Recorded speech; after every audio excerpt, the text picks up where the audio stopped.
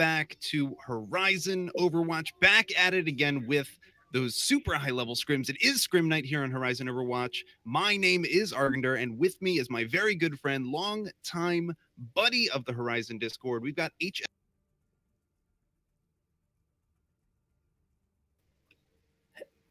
Hey, HX9, how you? Pretty good.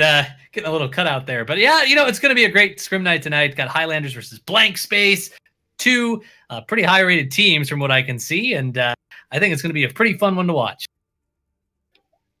Yeah, I'm pretty excited about it too. Again, super high-level teams. You've got NJIT, Highlanders. Let's go ahead and get introduced to those guys first. It is going to be Quadcore and Abadio running through the rest of the team. You've got Cake, Unite, Sickest, and Conrad. You know, I think this is actually the first time we've gotten a chance to see the Highlanders on the Horizon Overwatch Twitch channel, so I'm very curious to see what they're able to bring to the table. And tell us a little bit about Blank Space, HX. Well, Blank Space had me personally want to tell you all that they are not named after the Taylor Swift album. So it's very important to note. They do have some pretty cool players here, though. They got Jessica Bar, Frey, Tuna Man.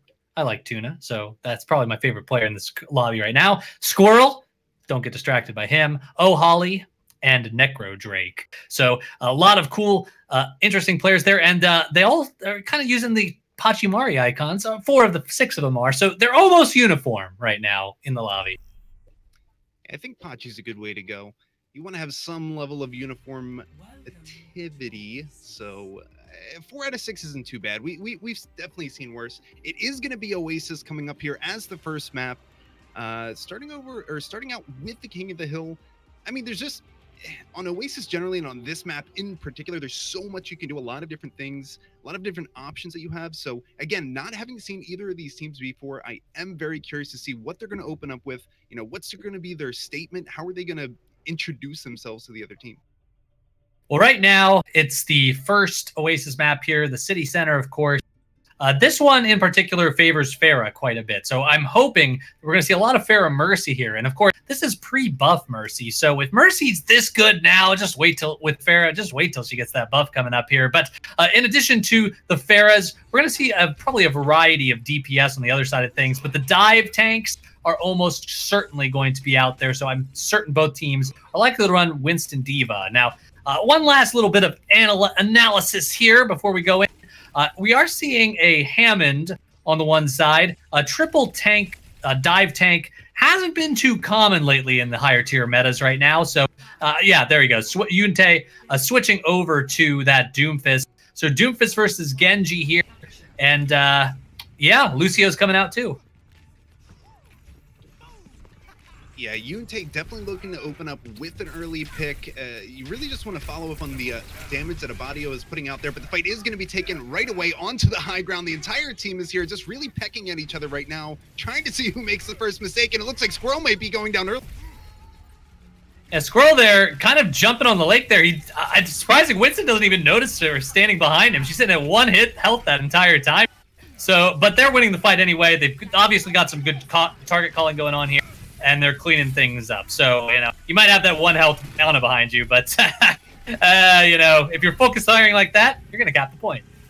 Yeah, how about the Highlanders? They're opening up very quickly. The first kill was actually Sickest getting a boot kill onto the enemy team's Lucio. Frey was taken out of the fight very early there, so not what he wanted to see. They opened with a boot kill, closed with one as well. So winning the first fight here is going to put them in a very good position. Just take a look at the ultimate economy. You can see how much more they're favored just having won that. Jumping in there, Unite is looking for some kind of open, and he's going to get his ultimate, which means he's going to be able to escape here, even if he dives way too deep in here. So we're going to see that pretty soon. We do see Mercy are getting a res up here onto Pharah. She actually has her Valkyrie up, makes it very easy. How about the 3K with the Doomfist? Oh, wow. Doomfist, it looked as though Jessica Bar was in a great position, got the pick onto the enemy team's Pharah. Abadio was taken out. Doomfist made him pay for that and then followed it up with the 3K all on his own. Fantastic job by the DPS there on the side of the Highlanders. It looked like they were going to lose that fight, but they are in control, still 50% on the point.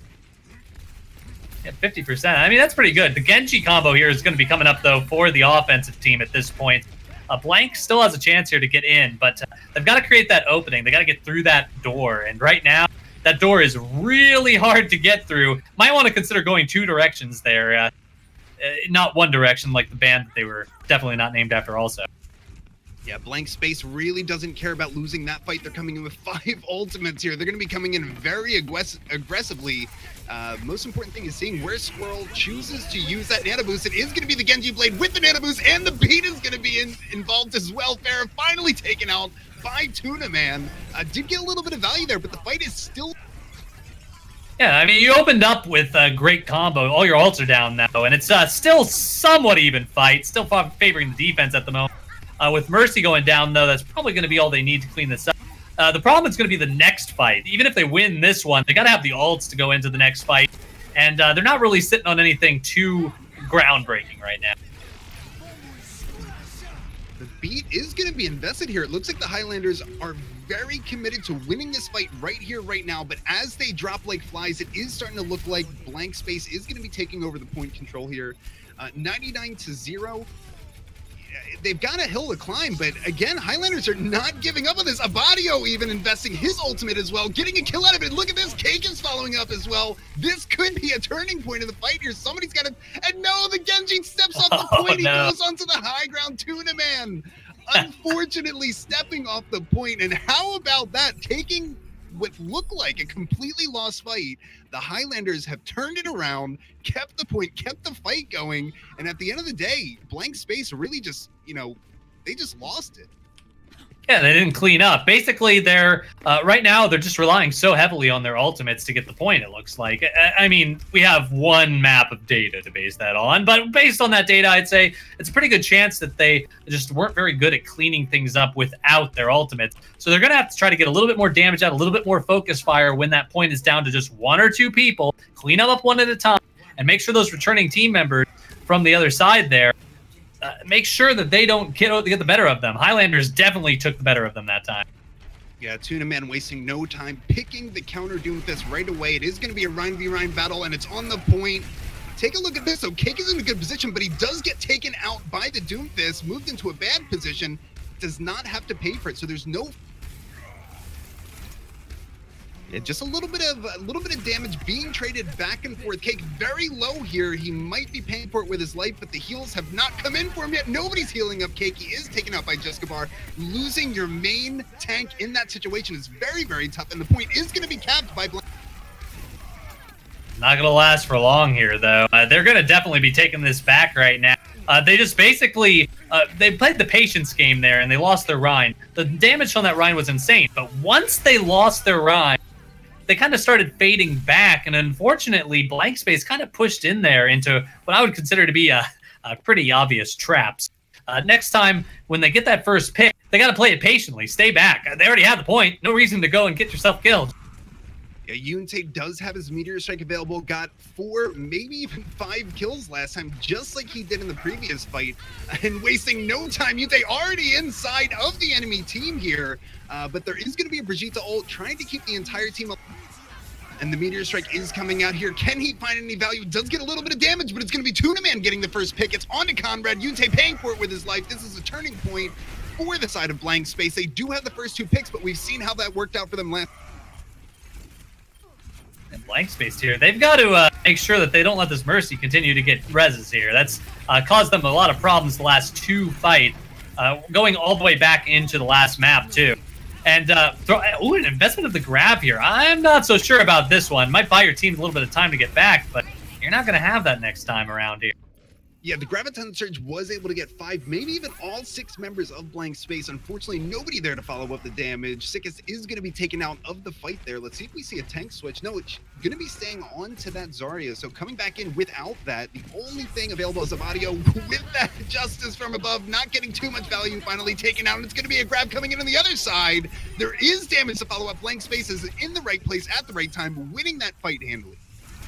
Oh, wow. Abadio is actually trying to bait him out into there to get the kill with the rocket barrage. Unfortunately, Jescabar didn't quite extend himself out far enough that he was able to get killed there. So in the long run, it was a nice try to fake him out there, but now they're down 2 ults that really had very little effect. And look at this defensive ult economy here. I mean, this is pretty much everything that you need to win another fight. 5 ultimates online. We did see in a previous fight that too many were invested all at once, but Tuna Man's going to try to make this happen without any ultimates, taking out Conrad early in the fight there. Yuntae returning the favor onto the enemy Ana, and the Meteor Strike is going to be coming out. No value to be gotten there, and the res does come in, so it's a very fair fight, and Jaskabar is getting at least 1 kill, trying to follow it up, but it's going to be Cake taking out his counter. Tuna Man here still has a chance to hold this up here, and there's the High Noon to kind of clean things up. So that was pretty close. It was potentially could have gone either way for a lot of times, but I think missing, Yuntae missing that Meteor Strike and ending up in the hole, this map is notorious for that. So he's got to be a little bit more careful with aiming his ultimate so he doesn't get trapped in that little space. As soon as you hover over it, you're stuck down there, and that's what happened to him there. And I tell you what, HX9, you got to hand it to Tuna Man on the side of blank space, picking the counter Doomfist, and it worked out beautifully for them. I saw him in the kill feed plenty of times, especially in that last fight, about 80% cap for the side of blank space. He was able to get the first pick onto the Brigitte, and that is just a crush. Yeah, that's a pretty huge one. And Yuntae answered with the pick onto Ana in the back there. It was a fairly even exchange at that point, but way earlier in the fight, we definitely saw Tuna Man getting the best of Yuntae through most of that. So when they come into this next push, it doesn't look like they're actually going to be running Farah here on the side of blank space. Abadio is going to have to pick up the pace here, try to get some pressure there onto O'Holly and on the Squirrel, try to get them down first so he doesn't have too much pressure on him and can actually do a little bit more damage. Yuntae already into the enemy team, almost taking out the Zarya, but she does make it out. Yuntae's still in the back line, not being answered, but the entire time he's there, Jaskabar does get some value, taking out Cake. It's going to be Conrad falling next at the hands, but now we've got an even fight here. Look at this. We've got the Highlanders coming back, getting 2 picks, make that 3 picks of their own, and then it's going to be blank space responding with a 3rd pick of their own. 3v3. Oh, a nice air shot there by Tuna Man. Unfortunately, gets taken down, and there's the red. That's going to be a cleanup there. And so now we got Highlanders here. Basically, both teams just exchanged back lines in a sense. And unfortunately, when you exchange back lines, you basically are losing all that pressure that Farah is going to have on her. So Farah now sitting at 66% ult charge. Did a lot of work that last push, basically. And now they're going to reset here, and it's going to be a lot harder to get any position to get on that Farah. Yuntae trying to get a little bit of value in there, but did get caught out by Necro Drake, taken out very early. But again, we're seeing the fight go back and forth. Sickest is trying to close it out very quickly, using it and taking out Frey, but it might not be enough. Oh, it looks like it is. Following it up with the kill on the Tuna Man. Abadio tried to get in there, get a little bit of value on his own, and you know what? His team won the fight, so it might not have been a total loss using the Farah. Well, absolutely not. It definitely did enough damage that they were able to finish off a kill. Definitely was a little bit risky, though. Probably wouldn't have advised that. Yeah, wonderful job by Cake there, bubbling the High Noon, taking the bullet for his team, but Holy is able to get 2 kills onto Yuntae as well, getting that flashbang, taking him out. You know, Yuntae's been so aggressive, and unfortunately this last map, he has been paying.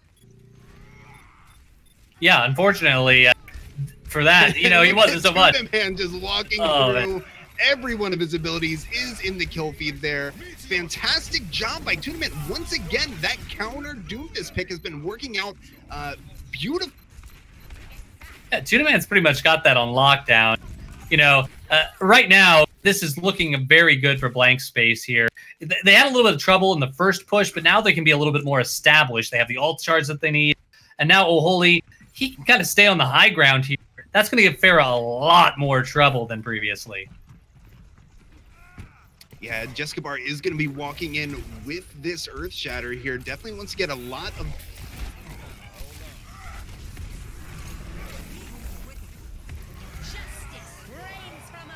And there we go, Abadio finally getting some value with his Farah Barrage, getting 2. Last few times he tried to use it, paid for it with his life, but not this time. It is going point control back in the way of the Highlanders, and it looks like there's going to be time for one more fight here. Let's see what blank space is going to try to do. They have time to get there, but how are they? Well, right now they basically just need to use their ultimate. Getting on the point, leave that to your tank, let him die, let Jaskabar just kind of die, and get the rest of your ults off. You just need to use.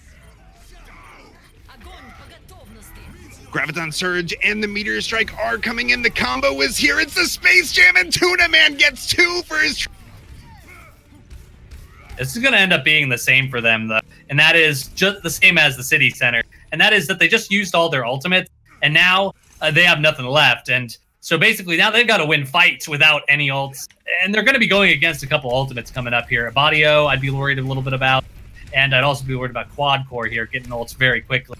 Not so worried about the Diva ult, of course. It's a little bit incidental, but maybe a good opening here. Get them off the high ground.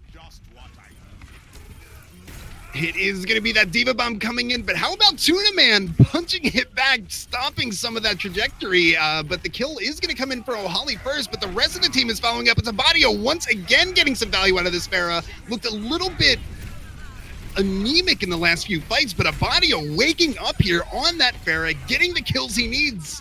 I mean, this has just been a fantastic... Yeah, I mean, that pretty much covers it. It's going to be over at this point. They're going to have to, like, basically stream in here. Yeah, oh, wow, a little bit of an uppercut there, taking O'Holly off the point. Pretty close. Yeah, that was almost in, but... Man, that Pharah, I wasn't really sure why they were sticking onto it for so long. It didn't seem like the Pharah was getting a ton of value, even in the very first map where Pharah can be very oppressive. But, you know, on that one with the Highlanders walking in, taking up that space, enabling their Pharah to get that damage in, I mean, we saw how it worked out in that final map, and it worked out very, very well. Well, now we're going to move on to Hanamura. And, you know, so switching a little bit off of Pharah, and I think that's kind of important in Scrim, of course, is to make sure you have a diverse set of maps for a diverse set of characters. But Hanamura isn't 100% off Pharah. That first point can have a little bit of Pharah play on the offensive side, especially. A little bit easier to handle it defensively, though. So we'll see what these teams end up selecting here. I would expect point A might see a little bit of ground and pound style compositions, maybe see a dive from the offense if they're having a little trouble getting through the door. But Widowmaker's definitely another option that's in play here. And it looks like we may be getting a pause coming up here in a minute. I think we do have a player that's going to be switching out here. Now, we're just going to be going right back to the lobby, try to get the right players in the right place so that we can jump back into Hanamura. But very interestingly, we did see Yunte's first pick. It was back onto that. Pretty sure we're going to expect to see him there 100%. Yeah, you know, Doomfist right now in the metagame is very strong, but it's not necessarily because Doomfist is a broken character or a little bit too powerful. It's mainly because a lot of teams are running these more Reinhardt Zarya compositions, which, and Brigitte sometimes, the GOATS comp, of course, with 3 tanks, 3 heals, and that really benefits Doomfist quite a bit. It's a lot of stationary targets that aren't flipping around. It's very easy to punch a lot of those targets. It's also very hard for them to kind of defend their backline as well. So Doomfist is definitely a character that takes advantage of the current metagame. And, well, Sombra, you know, is one of the options you can put in there to hopefully give them a little bit harder of a time. That's all I'm saying is I want to see some Sombra. the counter Doomfist worked out very well on the other side too. So I'd love to see some Sombra, but we might see some more Doomfist v.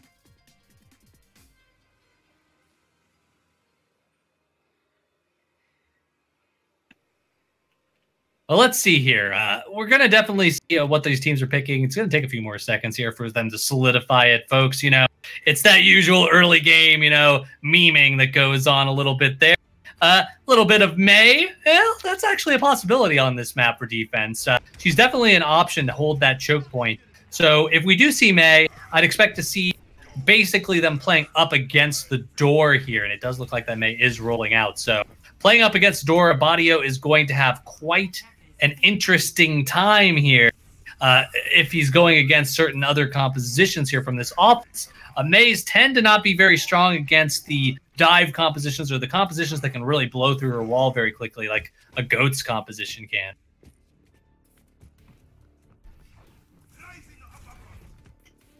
We do see on this offense, though, it does look like they're going to roll out with that Rein Zarya. Going to have a Widowmaker. Widowmaker going to have a little bit of a famine for targets here. Might get a good shot on those supports if they're back far enough, but she's going to have to find a pretty hard angle there. Probably get up on the top of the door here as they roll out.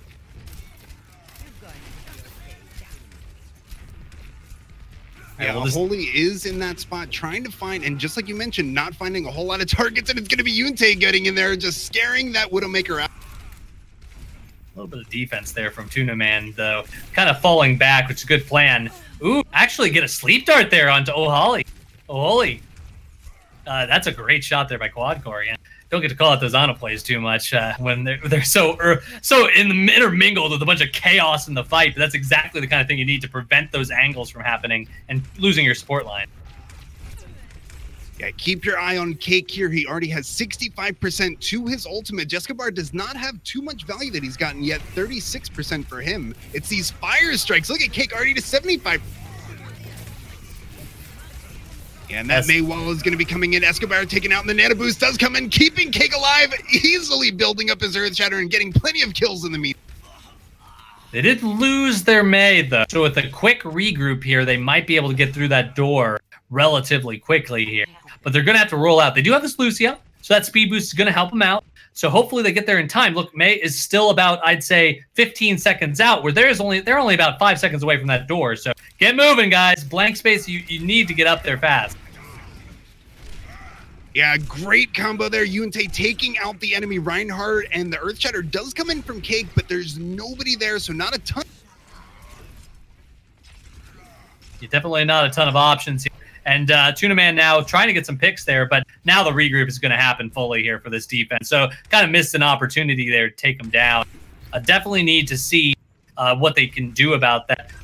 Both sides are sitting on pretty even ults. That means I'd favor the defense here, especially since they're going to be able to group them up inside that doorway as they try to go through against the Mei wall. It's going to keep them all kind of grouped up there. Graviton Surge is coming out here. Once again, we're seeing that Graviton Surge with the Yunte combo. Not a ton of value, but the kills do come in. Both tanks taken out. But look at all of these ultimates that are coming online right now for Blank Space. They have a ton of options.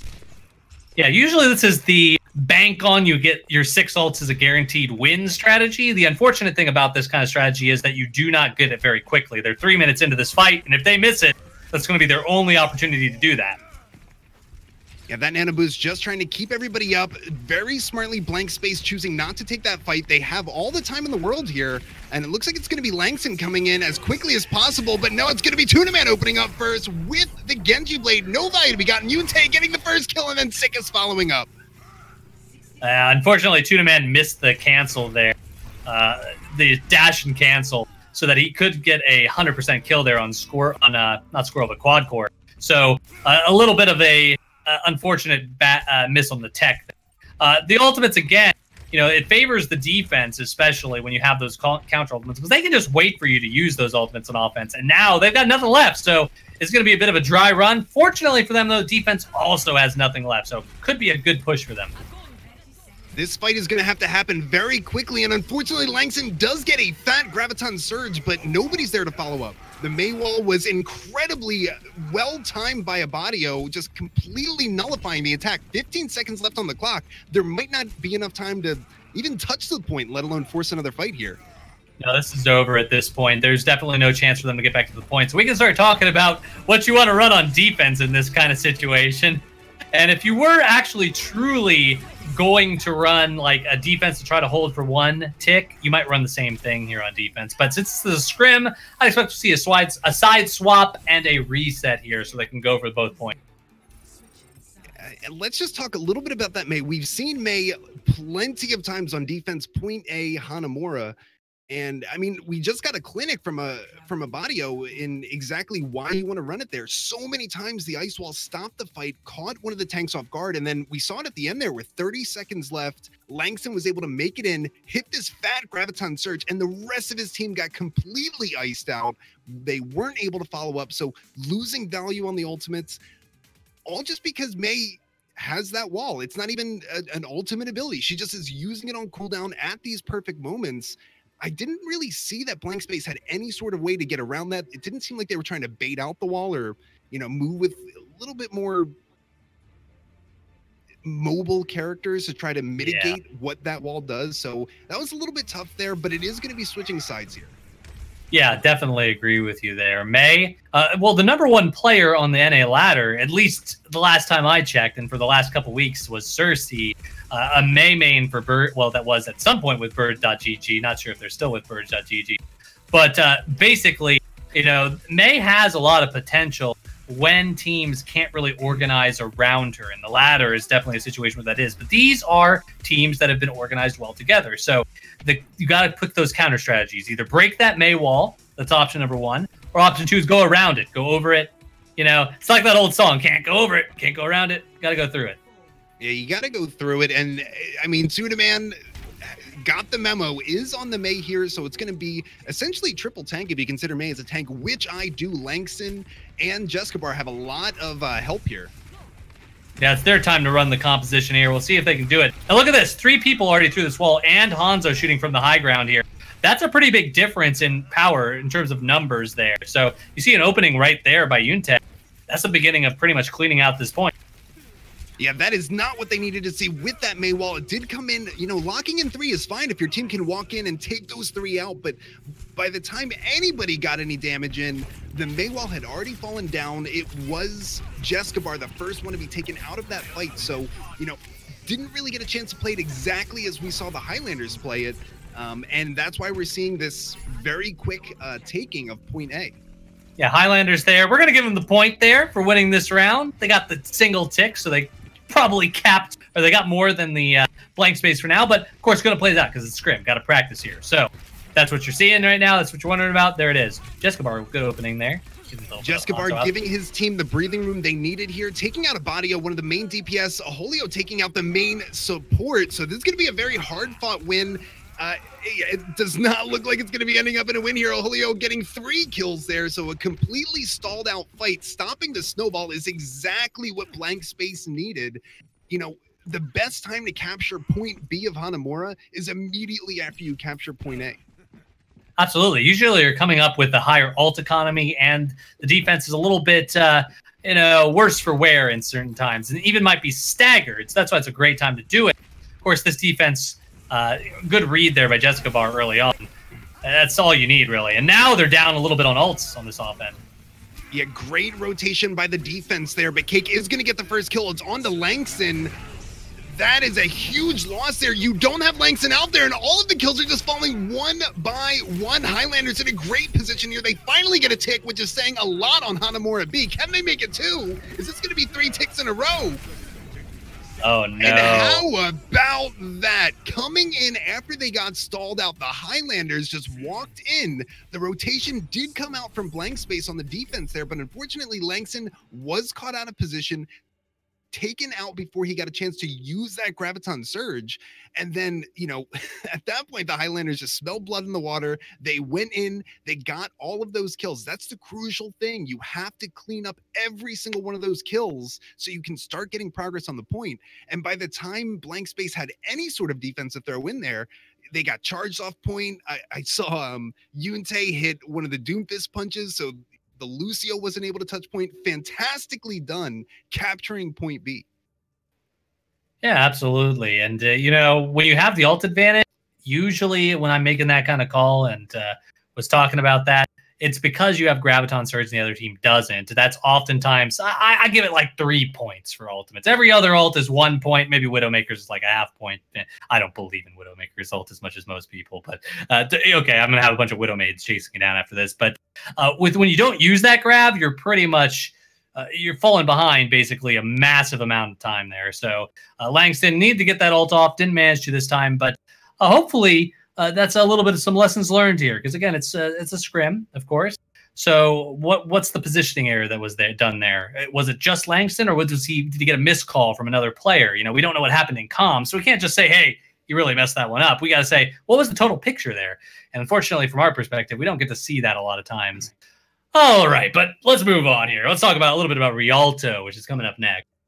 Yeah, Rialto, a very interesting map. It is one of the newest maps for Overwatch. Busan is the most recent map that was released, but Rialto, it was very interesting. For a long time, teams just didn't practice on it, but now it is coming into some of these tournament schedules. I believe they're playing it in open division. You have to feel confident on your Rialto.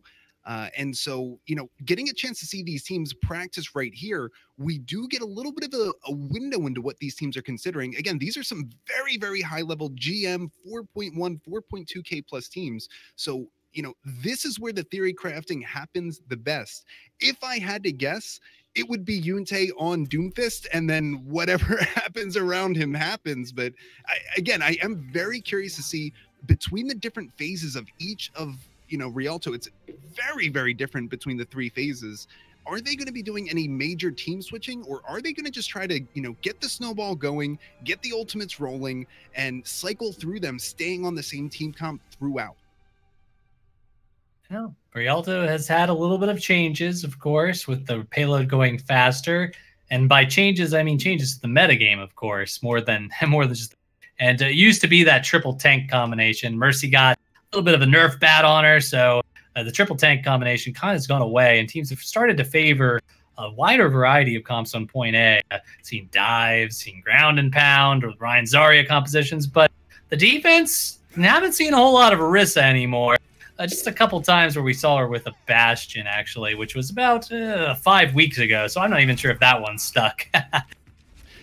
Yeah, and honestly, we may see that. We haven't seen too much of Rialto. It could be interesting to bring that Bastion back, throw the Orisa out there, maybe bring out new Torb. I really hope that these teams don't do any of that. That's a little bit too fun. Let's, just stick to killing the enemy team fast. That's really what it comes down to with these high-level teams. They don't get too lost in the theory crafting. They just kill the enemy team. Oh, no, Yoshi taken out very quickly by himself, unfortunately, falling off the map. That might matter here. Doors are opening. Yeah, the River is the sixth member of... oh, man. Yeah, the River is the sixth member of the Highlanders team here for them. She's definitely not going to get back in time here. Just barely making it. But see... Oh, Holly. There you go. covering for Yoshi there. Yeah, Yunte going in with reckless abandon, but Holio making him pay for it, so it might not matter. Take a look at this. I guess the Mercy dying that early on really did stifle the team. Yunte was picked off. I thought there was some chance for a defense to come in there, but at that point, getting picked off just made it a fair 5v5, and not having your main support on the defense there, it's very difficult to take any prolonged fight, and that's exactly what we saw. Yeah, definitely. And now look at this. They have control of the choke here. I don't know if I'd push in like this too much. Yeah, I mean, there you go. You're not giving any line of sight to your DPS there. They have no one to shoot if you're fighting around that corner. So you gotta be a little bit better with your positioning there. Yeah, again, I love this aggressive Doomfist that we're seeing by Yunte, but unfortunately on that one, did pay for it with his life. Frey was there, getting that right click, taking him out. It's going to be Necro Drake taking out the next, and now all the kills are coming in. Holio getting another kill, getting the headshot on a Conrad. So this is going to be a lost fight here, not able to get the first point capture. It is going to be a reset, but Sikis is coming up with that Graviton Surge. Yeah, look at Necro Drake's all charge there. That was pretty much 100% built up last fight. Basically did a nice little flanking route there. Had no real competition, no real assert of dominance from the offense onto the air there. And now we have Abadio and him. I think they're going to have a little bit better of a fight this time around. Wow, a Holy taking out Sikis before the Graviton Surge come out. Abadio unfortunately dying to his very own Farah Barrage. So it looks like this might be going in the way of the Highlanders here, but now we've got kills coming in for both sides. A Holy once again getting a headshot, opening up the fight with the pick onto Sikis, and then closing the fight out with that pick on the quad core. Yeah, Blank Space definitely has a great defense here. This is actually quite surprising compared to their previous defense, of course. The boop came in. Sikis unfortunately got thrown into the river there, so it's going to be another reset. And at this point, a minute 30 left on the clock, having that respawn of 10 to 15 seconds, 20 seconds just to get back to the fight, that matters a lot. Yeah, absolutely. And it's not like they're sitting in the same position that Blank Space was after this amount of time back on Hanum. They're sitting on only a couple ults here, so that's a good opening there. Jescabar, that's a second time now. It's at a little bit of an overextension. Yeah, that switch onto the McCree is paying out already, 75% to ultimate. The Deadeye is going to be coming out right now by Yunte. How about this? Sikis still with that Graviton Surge, looking to use it, but not finding a good spot for it just yet. Yeah, without a tank there, they didn't really have the space. And now last-ditch effort there. Not really going to pay off by this defense. Losing a lot of ults there, though, which they probably could have just saved for the next point. And yeah, it's a little bit sketchy, I'd say. Yeah, and here comes a snowball rolling down the hill. Highlanders just going in, getting as many kills on the way out. Even just getting this D.Va out of mech and leaving her there is probably fine, but they are going to be going for the kill as well.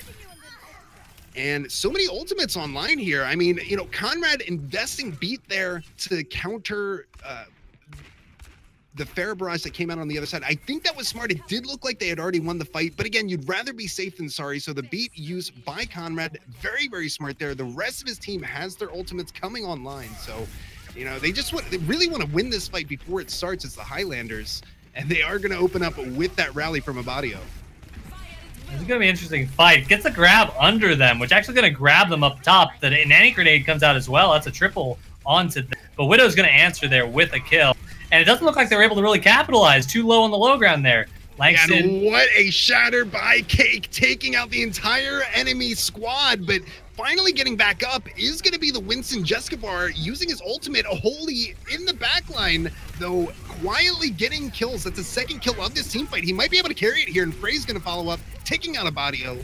So yeah, this looks like it might be a chance to hold. Sick is still alive, trying to keep the dream alive with the rest of his team, but those health bars are falling very quickly. Conrad finally taken out, and it does look like it's going to be a reset here.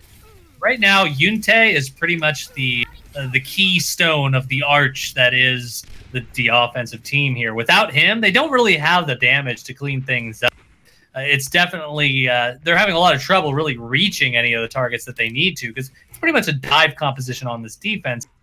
Now with this, and also with this Brigida, a little bit of extra healing there, the triple healer composition. So they need Yunte to stay out. That should be the key person that they target on the defense and they keep alive on the offense. Nano Boost is going to be invested here onto Abadio. The Graviton Surge coming out. Is it going to be getting any value? Let's see what Sickis is trying to do here. Using that Graviton Surge very smartly on the wall again, not letting it get eaten by that enemy D.Va. Incredibly smart play by Sickis, and the rest of his team is there to follow up with some damage. Highlanders on the roll once again. Yute using that high noon is essentially on cooldown. He builds it so fast, but he does use it there, taking out Yoshi. So Highlanders once again rolling into the third section here. Is that bomb going to get anybody? Look at this Langston with the big brain, knowing that the Highlanders were going to roll in, and Holy getting the kill as well. Look at that, you know, capturing the point and then stopped immediately. That's oh man, this offense probably scratching their heads on that one, because that placement on that ult was really good. And look, he's already swapped off of the D.Va now. He was just throwing that out there because he was going to switch anyway, so pretty much just a bonus. I think he knew how aggressive the Highlanders were. I got it handed to Langston, 900 IQ bomb there, but the fight is going to be immediately taken on to the point here. Jescabar trying to get in there, get a little bit of value. He does have to watch out. He is finally taken out of the fight there. Did get bashed, and then it's a huge Cake Earth Shatter. Another one of these. And man, we are seeing these fights turn on a dime. There's no one for Widow to shoot here. Holy might want to be switching off of that hero at this. Switch on to something that does a little bit better against this kind of frontline triple healer composition. Basically, also, there's not really a whole lot of lines of sight that you can really take here, too. So, yeah, they're switching up to the full GOATS comp here on the defense. Yeah, Jescabar is going to get some value here, taking out Abadio, Necro Drake following it up as well. And again, look at this. Necro Drake walking in, getting the value. 4 kills in the kill feed. You still have some time to get another fight in, but it looks like the switches on the side of the defense are working out already. Yeah, they got some extra armor here now, too, for the next fight. That's going to be pretty hard for them on the offense to really fight through. Badio's coming up close on his ult, though, so if he can build that up before they do a real engage here, they basically need to do a little bit of a soft push here, get a little bit more ult charge before they push in hard. How about Yunte? Started on the Doomfist, went to the McCree. He is now with the Lucio beat. The Reaper trying to get in, bust through this GOATS comp. Is he going to get any value? There's just so much HP, but it might be enough with that Graviton Surge. It is going to come out, and then Jescabar gets 2 kills. The defense feels like they're unstoppable at this moment. 10 seconds left. I don't know that there's going to be enough time to get any sort of fight going, especially with these kills coming in very, very slowly. So great heads-up play by the defense to switch up their team comp, and there was just nothing that the Highlanders had time to do to be able to, you know, adjust to that. By the time they were able to adjust to it, there was only about 40 seconds left on the clock. And, you know, at that point, the defense had so many ultimates available that it just didn't work out for the Highlanders in the third section. No, they just didn't play it patiently. They were very close to ults that would have given them the edge had they just waited. They would have had more ultimates than the defense in that case. But instead, they pushed in with that sound barrier so early that they pretty much just exposed themselves to Shatter, to their Reinhardt dying, and, you know, just wait for the Brigida next time. Definitely a great job, though, on the defense side of things for capitalizing on that aggression there, using their ultimates when they knew or maybe even didn't know that the ultimates were not yet quite online for that offense.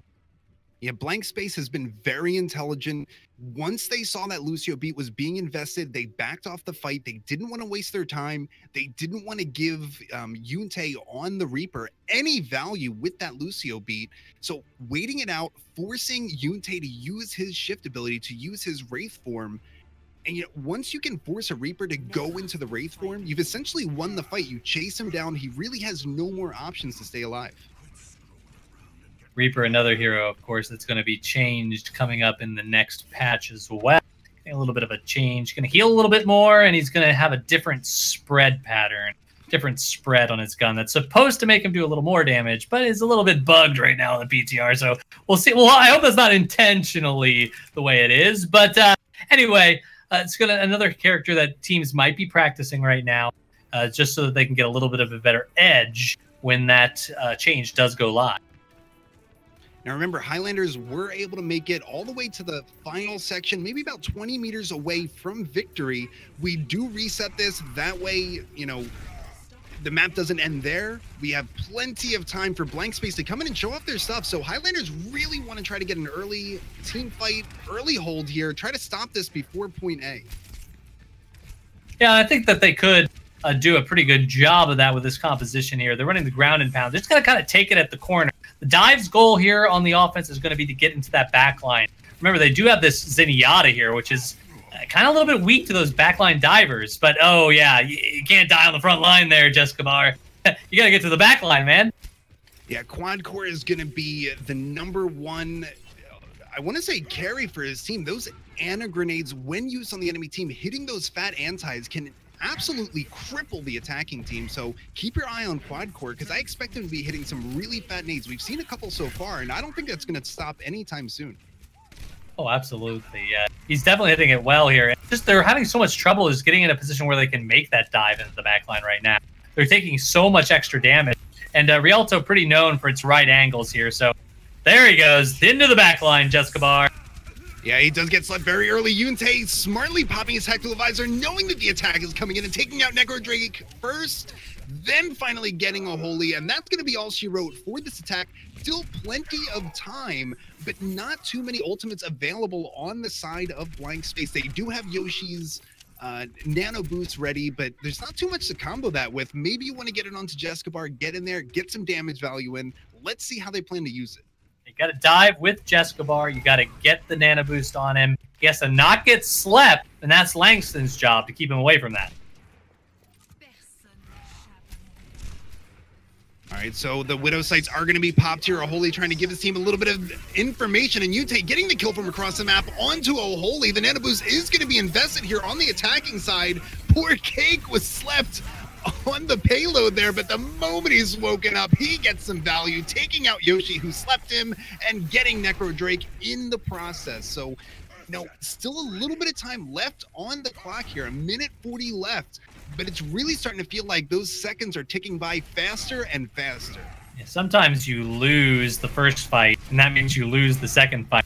You got to make sure you manage your ultimate so you don't lose the third fight, and unfortunately, that's what happened there. So now they're switching up to this ground and pound composition because the dive not really working out too well. Cake taken out, though. That is not what he wanted to see. He did have his ultimate available. The Earth Shatter is not going to get any value because it's Necro Drake getting all the kills using his ultimate. The Meteor Strike following it up with the kill on Conrad, opening up the fight. And this might be an opportunity for them to get a little bit more time on the clock by capturing point A. Oh, yeah. This is a great switch on their composition side here. Blank Space making some good decisions here, too. So hopefully, though, we see them make use of these ultimates that they're going to have. They're going to have the advantage here coming up. They just need to not do this. And how about that counter shatter coming out from Jescobar? The Graviton Surge came in, got so much value, but the counter shatter stopped everybody. Finally, the kills are coming in with a huge anti-grenade. That might be enough to stop this attack here, but I gotta tell you, heads up play coming out by Jescobar, giving his team the opportunity to stay alive, but he just couldn't stop the onslaught coming in from the defense. Highlanders just wouldn't relent. That Yoshi anti-grenade just did so much damage, and it was very easy for the rest of the Highlanders to capitalize. And now this defense is sitting pretty nicely here in terms of positioning. Yeah, they're gonna fall back. Because it's not really a corner you want to take there. Going to be a little bit dangerous. But the offense there, early bomb there on the Brigitte. That's going to be a good start here. Yeah, 2 of the Highlanders have been taken out, and that is 2 huge losses of Badio and Cake very early out of this fight. Yeah, good job there. That's good job taking advantage of this Tracer. Tracer, definitely a hero that we haven't been seeing a whole lot of. Oh, nice hammer. I love that hammer down by Jescobar, not letting the rest of the enemy team reset, getting those kills. How about that? Only needing 1 ultimate there, but, Langston, the only one available for blank space with the Graviton Surge, so he's going to have to get a ton of value, but it is going to be NecroJake coming up with that Meteor Strike, if he can stay alive here. And almost lit off to the left. Absolutely. We're going to see them push in, of course, a little bit soon here. See, they're trying to get this high ground positioning here to make sure that they do not lose, do not get stuck on the low ground. Yeah, that Graviton Surge was invested by Langston, but not getting any value. His team falling around him. Langston finally dropping as well. And it looks like blank space has been pushed back once again. The Meteor Strike came out from NecroJake. Unfortunately, didn't get a ton of value. So this is going to be a time for blank space to just catch their breath, figure out how they're going to take this next attack, because they must know that there's a ton of ultimates on the defensive side for the Highlanders. Yeah, definitely a bunch of ultimates available for both sides. It's going to be very interesting because Langston did throw out that Graviton Surge after a kill happened. Definitely had the opportunity to save it. That's going to set them back a little bit further. But while they're setting that back up, let's look at just comparatively which ultimates are going to be a little bit the most dangerous here. Sickest, of course, has that absolutely devastating Graviton Surge available to him. So that's the one you're going to be looking out here for if you're on the offense. Graviton Surge and Tactical Visor combo, not something you typically see, but Quadcore is going to get a kill there with another huge anti-grenade from the Ana. A couple of kills are coming in on the side of the defense here. Jescobar is going to try to keep it alive here with a huge shatter in the back line. Looks like NecroJake is able to follow up. Jescobar paying for it with his life. And the payload is going to be moving a little bit here. So, big plays by Jescobar, but is it going to pay off? Yeah, I mean, honestly, this was pretty heads-up play by the offense. They're definitely taking advantage of that positioning. You usually don't want to hold up in that tiny little room up there or try to shoot from up top. That high ground's not very effective in most cases. So now look at this. They've pretty much lost a whole bunch of ground by being a little too aggressive.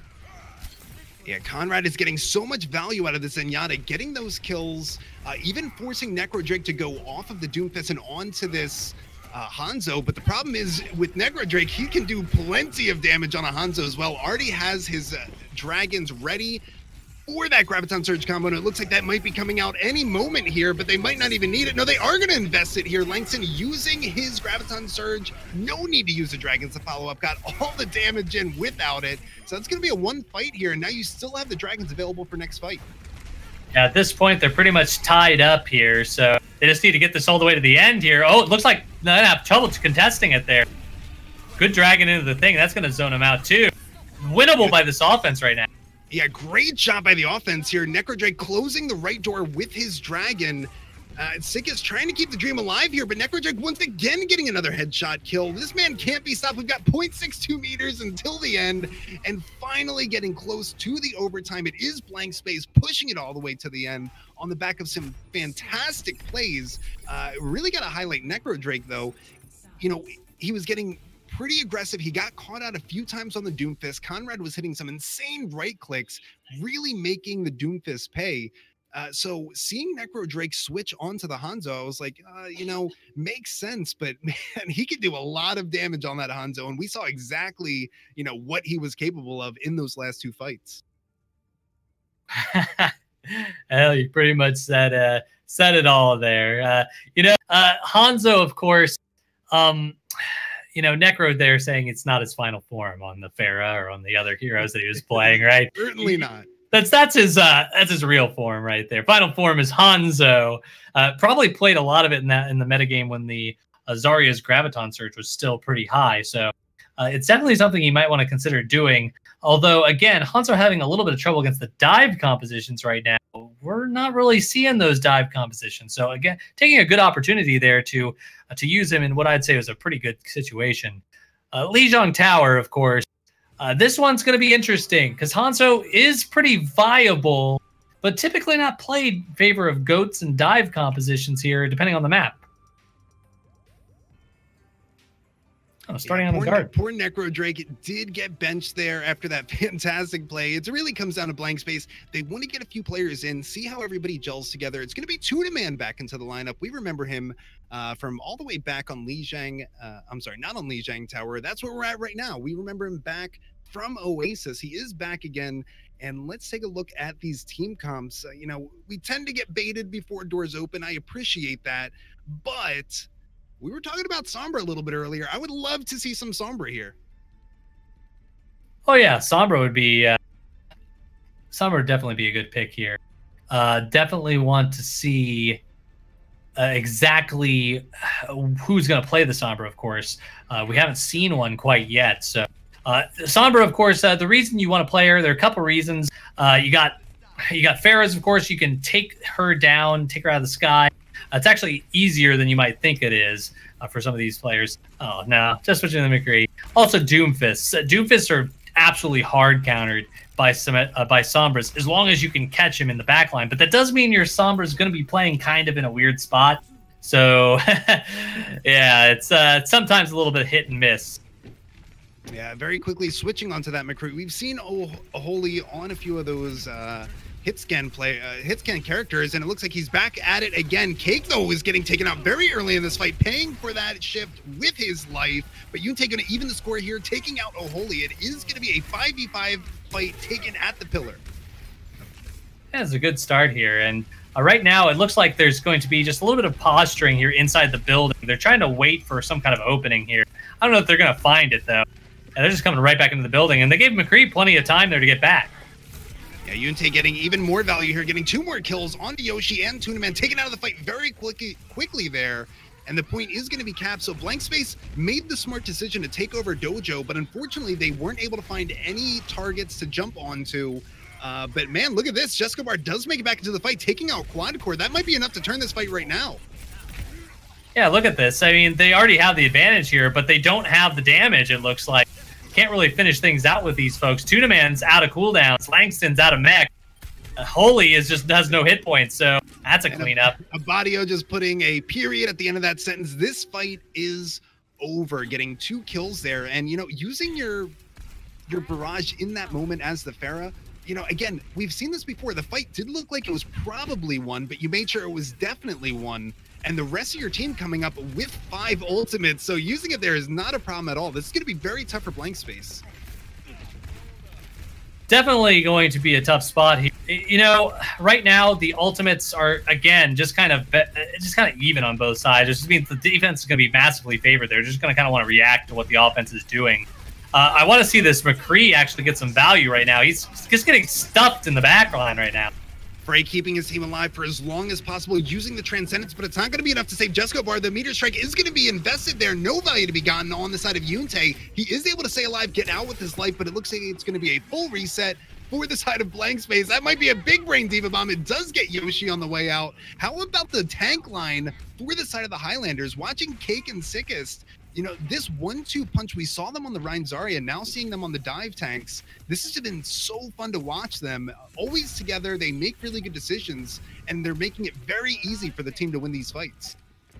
This is going to be the last push right now. They have a pretty decent stall option here. Yosh, Holy's going to have to start using some ultimates here, though. He's had this, he has a high noon for the entire time. Good opening there. Got the Abadio down.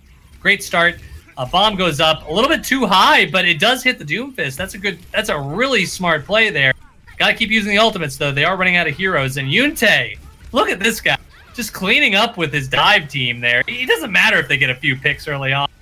As long as Yunte's alive, got a couple tanks with him, it looks like he's going to clean up anything.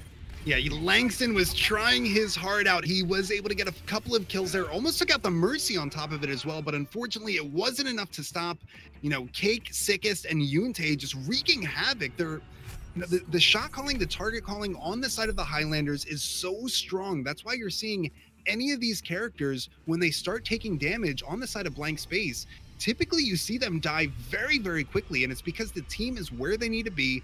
They're dumping in the damage where they need it to be. And, Highlanders have been so strong with that. That's why we've seen them take over a lot of these, King of the Hill maps. Think back to the first map that we saw back on Oasis. It was a very similar strategy. Right, and the team that gets the first kill isn't always a team that wins. You have to have a decent amount of follow-up and a decent amount of focus fire after that. Sometimes you feel like you've already won, you might relax. That's definitely what we don't want to see happen here for blank space. So we'll see what happens, though. This is the Goats comp on the blue side here, against the Pharah and the actually a Hammond here. That might be interesting. It doesn't work. How about that? Langston coming in, getting the 2K, including the boot kill. Poor quad core and Abadio. Wrong place, wrong time. Taken out very quickly. This is the first Hammond that we've seen all night, and it seems to be working out. Langston, I didn't know you had this in your stable, but this looks great. Wow, I don't think anyone knew he had that in his stable there. I mean, honestly, that just shouldn't happen. You shouldn't get knocked off there. You shouldn't even think that there's going to be a Hammond there. It's usually Winston Diva 100% of the time. So I wouldn't fault them for getting knocked off there and just not believing that. Oh, he gets a 6er there. Yeah, Langston is able to not only ground pound the enemy team, but he drops his mines. There's no escape. They have to push in, and this is exactly what Blank Space wants. Look at this, Langston popping off, getting the kills in the front line, closing off the escape, getting 3 kills with the mines. Man, the Highlanders have been thrown for a loop with this Hammond. Oh, Blank Space actually made a pretty smart play there with the Hammond and everything, but running into the mines is actually a great idea because it prevents anyone else from getting that ult charge. So I'm pretty sure the last 2 guys there were just face planting into them on purpose. And now they've made a few composition switches. Actually, at that point. Yeah, look at this. It's a Rissa Hog. I don't think I've seen this on Night Market in, I don't know, like ever. I love this switch coming out by the Highlanders. They are sick and tired of Langston. He's taken out of the fight there, using the Orisa Hog with the Badio onto the Sombra. This is just... Here's what Highlanders are doing here, and this is what I love to see. They want to make it so Langston is not allowed to have fun. If he's not having fun in the match, he's likely going to be switching off that Hammond. Yeah, and honestly, now you just switch to Goats and you just beat up this Orisa Hog. It's pretty much playing rock, paper, scissors, except eventually everyone ends up on nuclear bomb, and it's just mutually assured destruction instead of any of the original weapons that they were using at the beginning of that.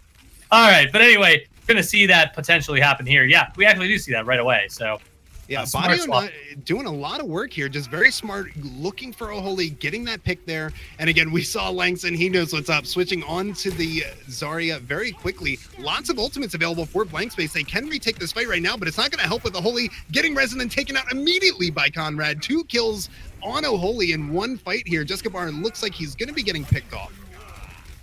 Yeah, unfortunately, they didn't really set up very well for that.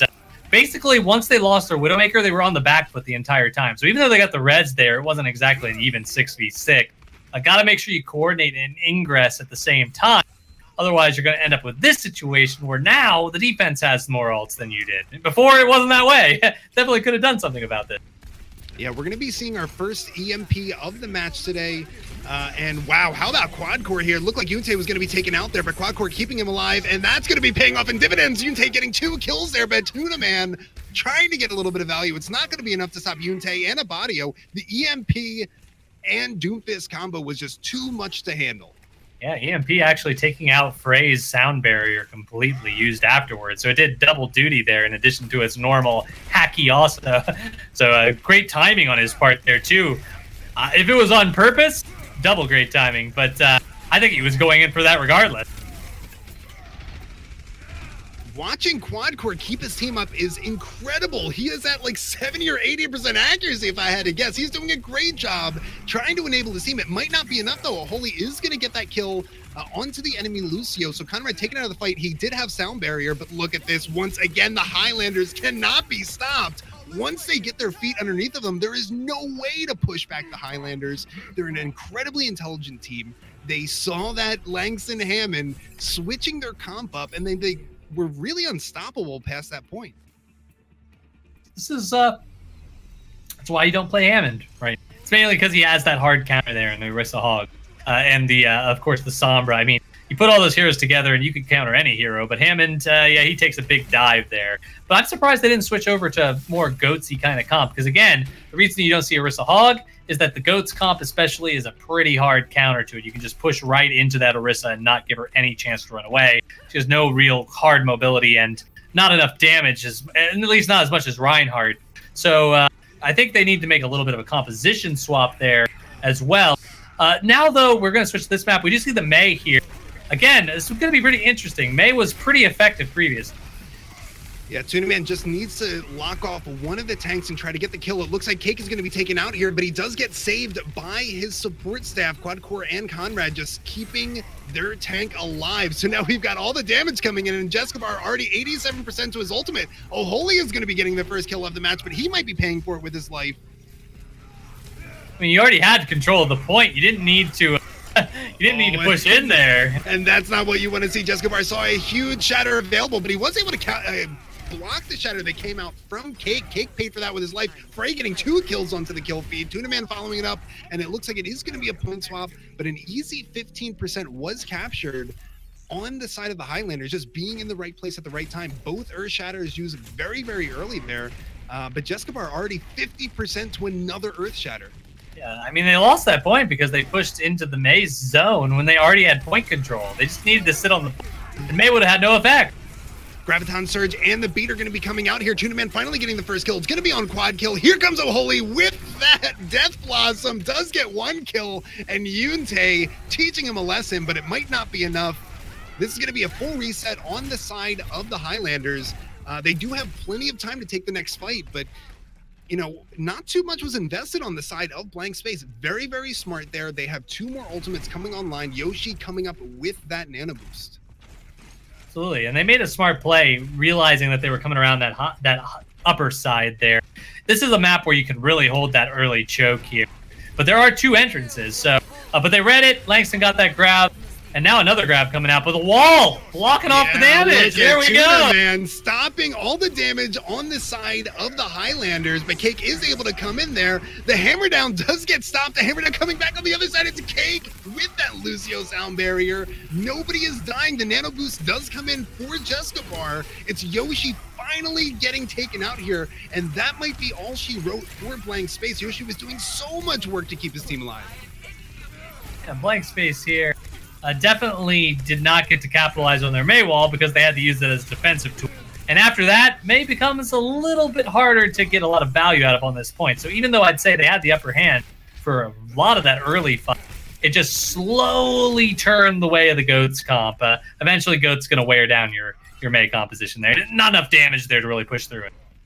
Yeah, Highlanders did use a lot to stay alive there. All they have available right now is Yunte's Meteor Strike, and he's going to open up with it right away, getting a kill onto O'Holy, deciding if he wants to go in with it, but very smart Yunte using that Meteor Strike just to reposition himself and, you know, get a second life. And Mei's just going to try to build up an ult here, try to find someone who makes a mistake. So as long as this defense holds its position pretty well, I don't think they're going to ever have that Mei wall be a problem here. And Mei just eventually just actually becomes a little bit of a weaker Reaper at this point. Big hammer down coming in, and it's going to be the Lucio sound barrier, but Cake finally getting some value here. 2 kills because he charged them right off the map, paying for it with his life, but it might be worth it. Highlanders in a very good position, and O'Holy did not get any value from that Death Blossom. Absolutely none. That's really smart on this defensive side. They're doing pretty well, and they are already regrouped here, but now they get the Graviton Surge out. Both teams standing right on top of each other here. Which one has the bigger brawls? Yeah, Graviton Surge coming out for both teams here. 2 kills coming out for both teams as well. So it looks like it's going to be a full-on brawl on the fight. Sickest doing as much work as possible, has a ton of energy here, and he is going to get that kill on a Jessica Bar. Conrad following it up onto O'Holy, so there might be time if anybody can touch the point here just to force overtime, but it's not looking very good. Yeah, unfortunately for them, Sickest here, who I haven't mentioned too much about here, because he's pretty much done no wrong with this Zarya at this point.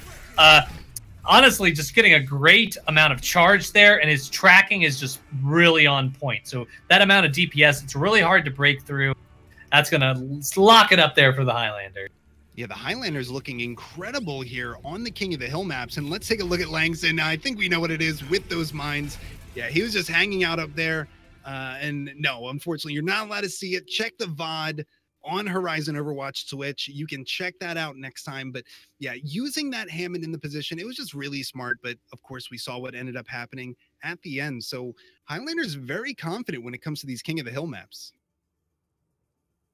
Yeah, and King of the Hill, in a lot of pick tournaments where you have picks and bans, King of the Hill is one of the most common things you're going to see. I know during the AG Weekly, we see Nepal and Lijiang Tower pretty much all the time. So I think it's one of the most important ones to pick up. And in a lot of the open tournaments as well, there's almost always a spot for King of the Hill for the control point map. So you gotta be, I think it's one of the most important ones to practice. Now we're moving on to Eichenwald though, which is the hybrid map. I'd say it's the ugly stepson of a stepchild, whatever, of King's Row for a lot of people, but it has some interesting points that really differentiate it from King's Row, mainly that point B section. Yeah, Eichenwald has always been a very interesting map, and it looks like we're going to see another swap. It's Tuna Man, this time being taken out for Necrodrake, who is going to be back into the fray on the side of Blank Space. But, we did see some Maze that came out couple of times, even as recently as Lijiang Tower. Now, the problem with the defense May here, you can still do it, but there's a little bit more options. Remember, Eichenwald a long time ago did get reworked to add that additional flank route for the attack. So we may be seeing the May. It used to be very popular, a little bit fallen off in popularity, but these teams have been surprising me all night with their picks. So really, I'm just excited to see what they come up with. Eichenwald was basically Hanamura before. Now it's Hanamura with a ground. So a ground door a little bit more effective against May than an air door, basically. So that's why, yeah, exactly like you said. That's why she doesn't really see much play. But this time it does look like we are going to see, I would imagine, some standard compositions here. The Pharahs, the Doomfist, because he's kind of the metagame right now. That's kind of what you want to see on both defense and sometimes on offense too, though offense has a few other options open to them. Pharah is definitely one of them, but Sombra actually could be a very smart pick. You can get through this doorway actually quite easily with Sombra. That lets you get into the back line, do a little bit of damage. And I got to tell you, HX9, I have been blown away by the Ana play we've been seeing, both by Yoshi and by Quadcore. When they're alive, their teams just... It almost feels like they're invincible. Not only are they hitting these incredible anti-grenades that the Ana has value for, but they're also hitting their shots. Yunte have so many times had critical health when going in, but Quadcore was there to save him. So it might be an Ana v Ana battle here. Let's see what it's going to be, though, on the attack. It is going to be Necrodrake picking that counter Doomfist, and he's going to get value right away, taking out Yunte. That is not what you want to see early on. The fight is being taken immediately, and it's going to be Necrodrake taking out the Pharah, who's supposed to be countering him, but he does get the value. Cake trying to keep the dream alive here, but with Necrodrake still alive on the field, I don't know that it's going to be enough. Oh man, they're actually coming pretty close there with Cake's damage to getting on this point here. Yunte finally back, and they're going to push, and they do have the numbers now, so this is going to be a hold for this defense. But wow, at what cost? 95.4%. How about that? I mean, it's not even been a full minute, and 95% has been capped. It's 2 ticks, so another opportunity is going to be out here for the attacking team. We see O'Holy already with the EMP, so a lot of good things could be coming in for the side of Blank Space, but they've got to get in there very quickly. Ultimates are building up on the defensive side. All right, well, at this point here, you've got the EMP. That's pretty much what you need to win this fight on the offense. But right now, maybe build a few more ults. Defense, though, is going to get all their ultimates here if you don't go in too quickly. So Oh, man, it's a tough position. It's a rock and a hard spot for this offense. Yeah, it's going to be a full reset here. No need to take that fight. You have a Holy with the EMP available, so dying that early, again, not in a rush here. You have plenty of time. You just need to get some value out of this EMP. There we go. EMP comes out, but it's going to be countered by the grab and barrage comp. An excellent defense there, but it's a little bit of an even trade. Fortunately, Conrad again getting these reses. Double main healer on the defense here. I love it. Conrad keeping Quadcore up and Quadcore keeping the rest of the team up here. Meteor Strike coming out from Necro Drake. I'm wondering if he's going to be going in with it. He is, and he's going to be paying for that with his life. He might be switching off here. I'm not so sure. I don't know that I would if I was him, but yeah, that was kind of a weird thing to do with that. Unfortunately, the EMP didn't work out. They did miss the Pharah. Again, I think that was a little bit of a mispositioned EMP. It definitely could have hit some better targets there. Oh, no. No. Yeah, just Yunte very smart here. He knew he was 1 HP, so using that Meteor Strike to get another life here, but the Graviton Surge is going to be coming out from Langston. Abadio is going to be getting the first kill for the defense. Quadcore with another nano boost here, keeping his team alive. Jessica Bar is finally getting that kill here. How about this, though? Don't talk too soon, because it is going to be the attacking team with 2 kills of their own. This might be enough for them to get some sort of attack here, but unfortunately taking a little bit too long, giving the defense plenty of time to get back into this fight here. And Anna getting taken out could matter a lot. The beat also comes in. Graviton Surge coming out for the defense. It's going to be Yunte and Sickets getting 2 kills. Abadio following it up, and the Resurrection comes in on Cake. Wowee! After seeing Quadcore taken out of that fight, I thought that was the best opportunity for Blank Space to get in there, but they took a little bit too long. They weren't able to follow up, and now we're 40 seconds left. Yeah, I mean, once you get those early picks, you got to move, especially with the Ryan Zarya composition. You can't just stand in the doorway and take the damage. So basically, Sickest there took advantage of them moving so slowly, got those right clicks off, throwing those Zarya balls into the back line. I mean, come on, guys. Places, you got to move in. You got to be quick.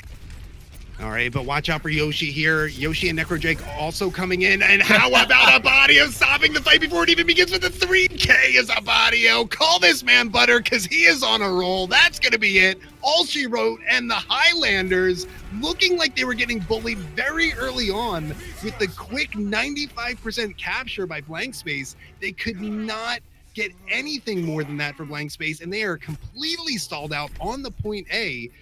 How about that? Highlanders just really did not get shaken.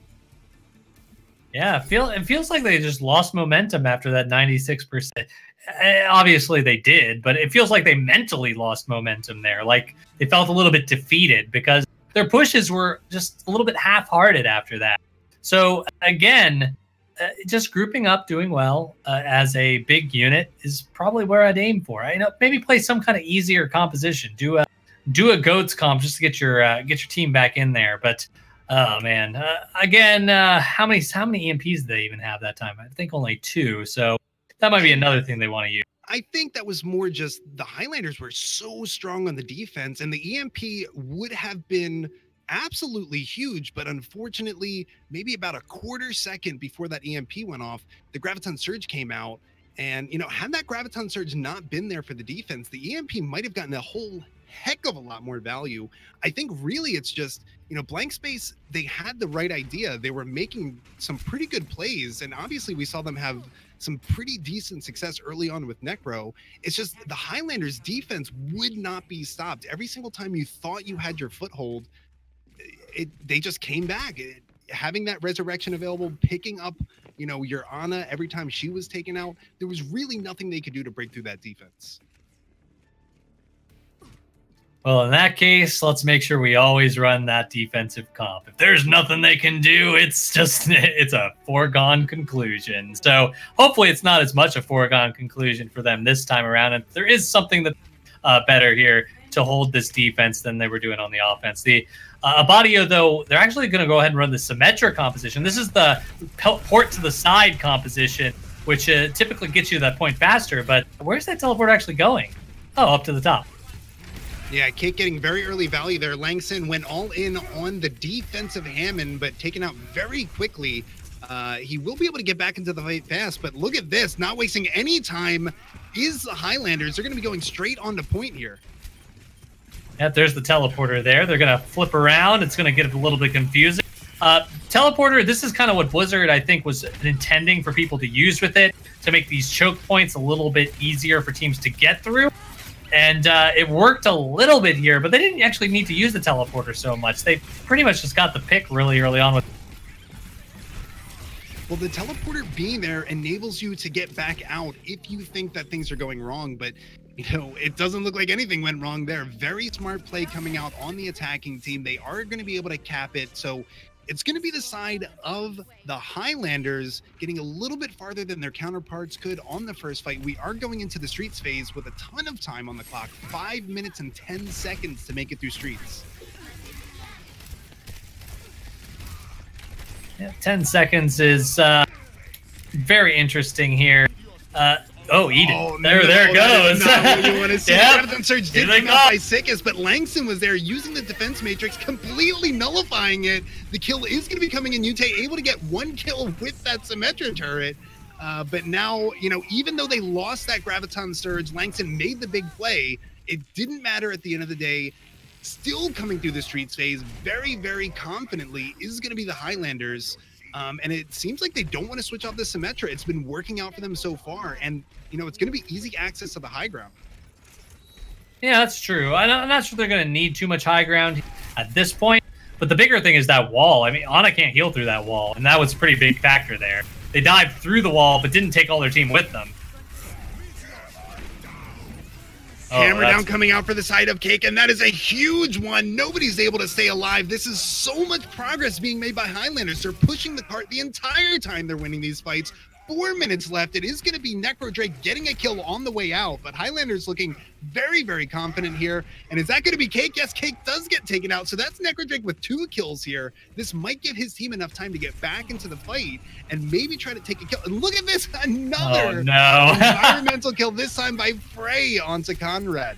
Yeah, that bridge is the 6th teammate here of this defense, basically. And here comes another one. Oh, actually lands on the bottom there. But now's not the time to be using ults. You do not have the group up here. The defense is going to be grouped up way better than you are right now. Yeah. Yeah, Langston just using that Diva Bomb just to get another life there. Didn't get any value with it. Didn't really need any value. Just trying to stay alive, use that mech form. But Highlanders so aggressive. They are not giving any room for blank space to breathe. Langston is going to get nanoed here, but it's not going to end up mattering. He's taken right out of his mech. Sickest getting all of the kills. And we are just seeing, this is exactly what you expect to see with a snowball. This is the Highlanders walking through each phase of this, rotating their ults, and they still have 3 ultimates available. Man, Sickest there. I thought throwing that ultimate was a little bit of a bold move, but look at him. He's already at 92%, and we're not even 45 seconds in from his last ultimate. So this guy is absolutely dominating, just like in the last round. And that is going to be the Symmetra ultimate used just to give the team a little bit of life. And that is a huge shatter once again from Cake. There is no stopping the Highlanders getting all the way through to this 3rd point. One of the hardest points to take if you get stalled out. But I tell you what, Highlanders don't look like they're going to be stalled out. Oh, man. I want to say you can have their cake and eat it too here, but with these guys. This Cake is unstoppable Reinhardt, but that's a really good early opening there with that EMP. That's exactly the kind of EMP they needed in that first round, but that's what you want to do. You want to hit everybody. Now you know who has ults too, so they know that Graviton Surge is coming. That should give Langston some opportunity to get his defense matrix up there and get that defense matrix out of the picture. And I would like to personally apologize to the Highlanders for jinxing them there. They were stalled out, unfortunately. But look at this. They are sticking with Yunte on the Symmetra. They know the way they want to play this. And it looks like Yunte is going to be pivotal in this role here. They might be going for a cute little flank on the backside. Oh, they're throwing it on Symmetra there. That's Symmetra. I love that. And look at this. Not only using that, but the giant anti-nade coming out from Quad Core. 2 kills following up. The Diva Bomb is going to get a kill, though, and there goes Yunte taken out of the fight. This looks like it's going to be another defensive hold here. A key hack on the Cake is really just going to solidify this for the defense, and this is going to be an interesting moment. Do they switch off this Symmetra? It looks like they are. They don't need the shield. Yunte had his fun, but now he's back on that Doomfist. Yeah, Symmetra's another hero that's getting a slight change in the next patch. She's going to have a little bit faster charging left click, or her primary fight. So that's going to be interesting to see if the practice they're getting on her is good. But it really feels like right now she's just a little bit of added weight. So I'm not surprised they swapped off of her. Giant Meteor Strike coming out from Necro Drake is able to get his counterpart Yunte, who had just switched onto that Doomfist, and now he's going to be taking a long walk back from the spawn. But how about Cake here? He will not be stopped. He is into the enemy team. Conrad trying to keep his team up with that Transcendence. And Necro Drake being a little bit too aggressive at that point. Didn't have his ultimate to fight. He's going to swap to the Sphera now, though. Try to use that because there's not a whole lot they can do about shooting him. But Ana's getting a lot of shots on him there, so he's going to have to back out here. Jescabar does have that Earthshatter available here, and what an Earthshatter EMP combo! That's going to be completely stalled out on the attack here. I really thought that Sickest, Cake, they were just able to do so much work there, working through that EMP, working through the Nano Boost, the Shatter. None of it mattered. The full-on aggression of the Highlanders couldn't be stopped, and they took one of the hardest corners to take once you get stalled out. That wasn't, I mean, I really want to say that was a clinic that came out from Highlanders on how to roll through Eichenwald. Yeah, as soon as they swapped off the Symmetra, they took the training weights off there and really started to take it a little bit more serious.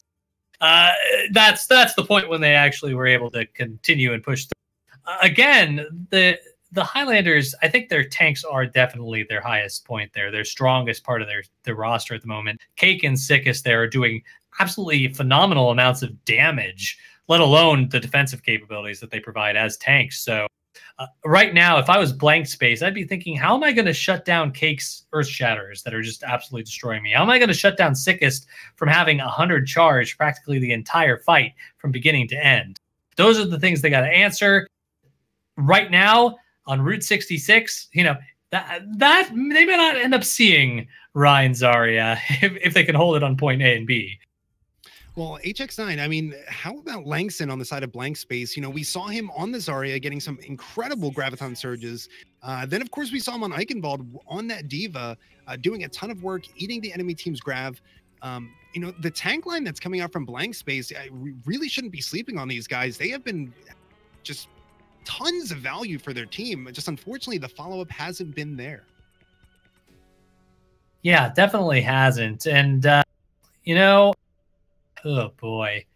That's okay, though. Again, this is why you play the scrims. This is why you practice. So it's not to put down on them too much. They're against a team right now that's just got a great amount of coordination on them. So they should learn from this VOD. And this is why it's probably a very valuable scrim for them.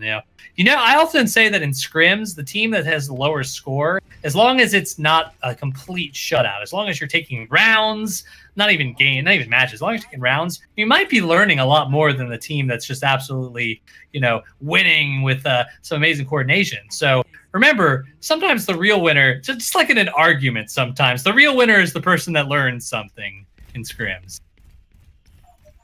Certainly something like that. I want to take a quick look at the defense, though, because it is going to be blank space on the defense first. And a very interesting setup here. It looks like they're going to be trying to catch the Highlanders off guard, just really throw them a curveball here and see how the Highlanders are able to respond to it. It is going to be the Torbjorn and Necro Drake on the Bastion, just trying to stay with Jescabar and Langston, stay alive, and get as much value as you can from those turrets. Oh man, Torb Bastion, this brings me back. I mean, really? I don't know. That turret is so much weaker now. Torb is a little bit stronger and maybe good against dive here, but once he loses that turret, I mean, you're just gonna lose your Torb pretty quickly. I don't know. Maybe not.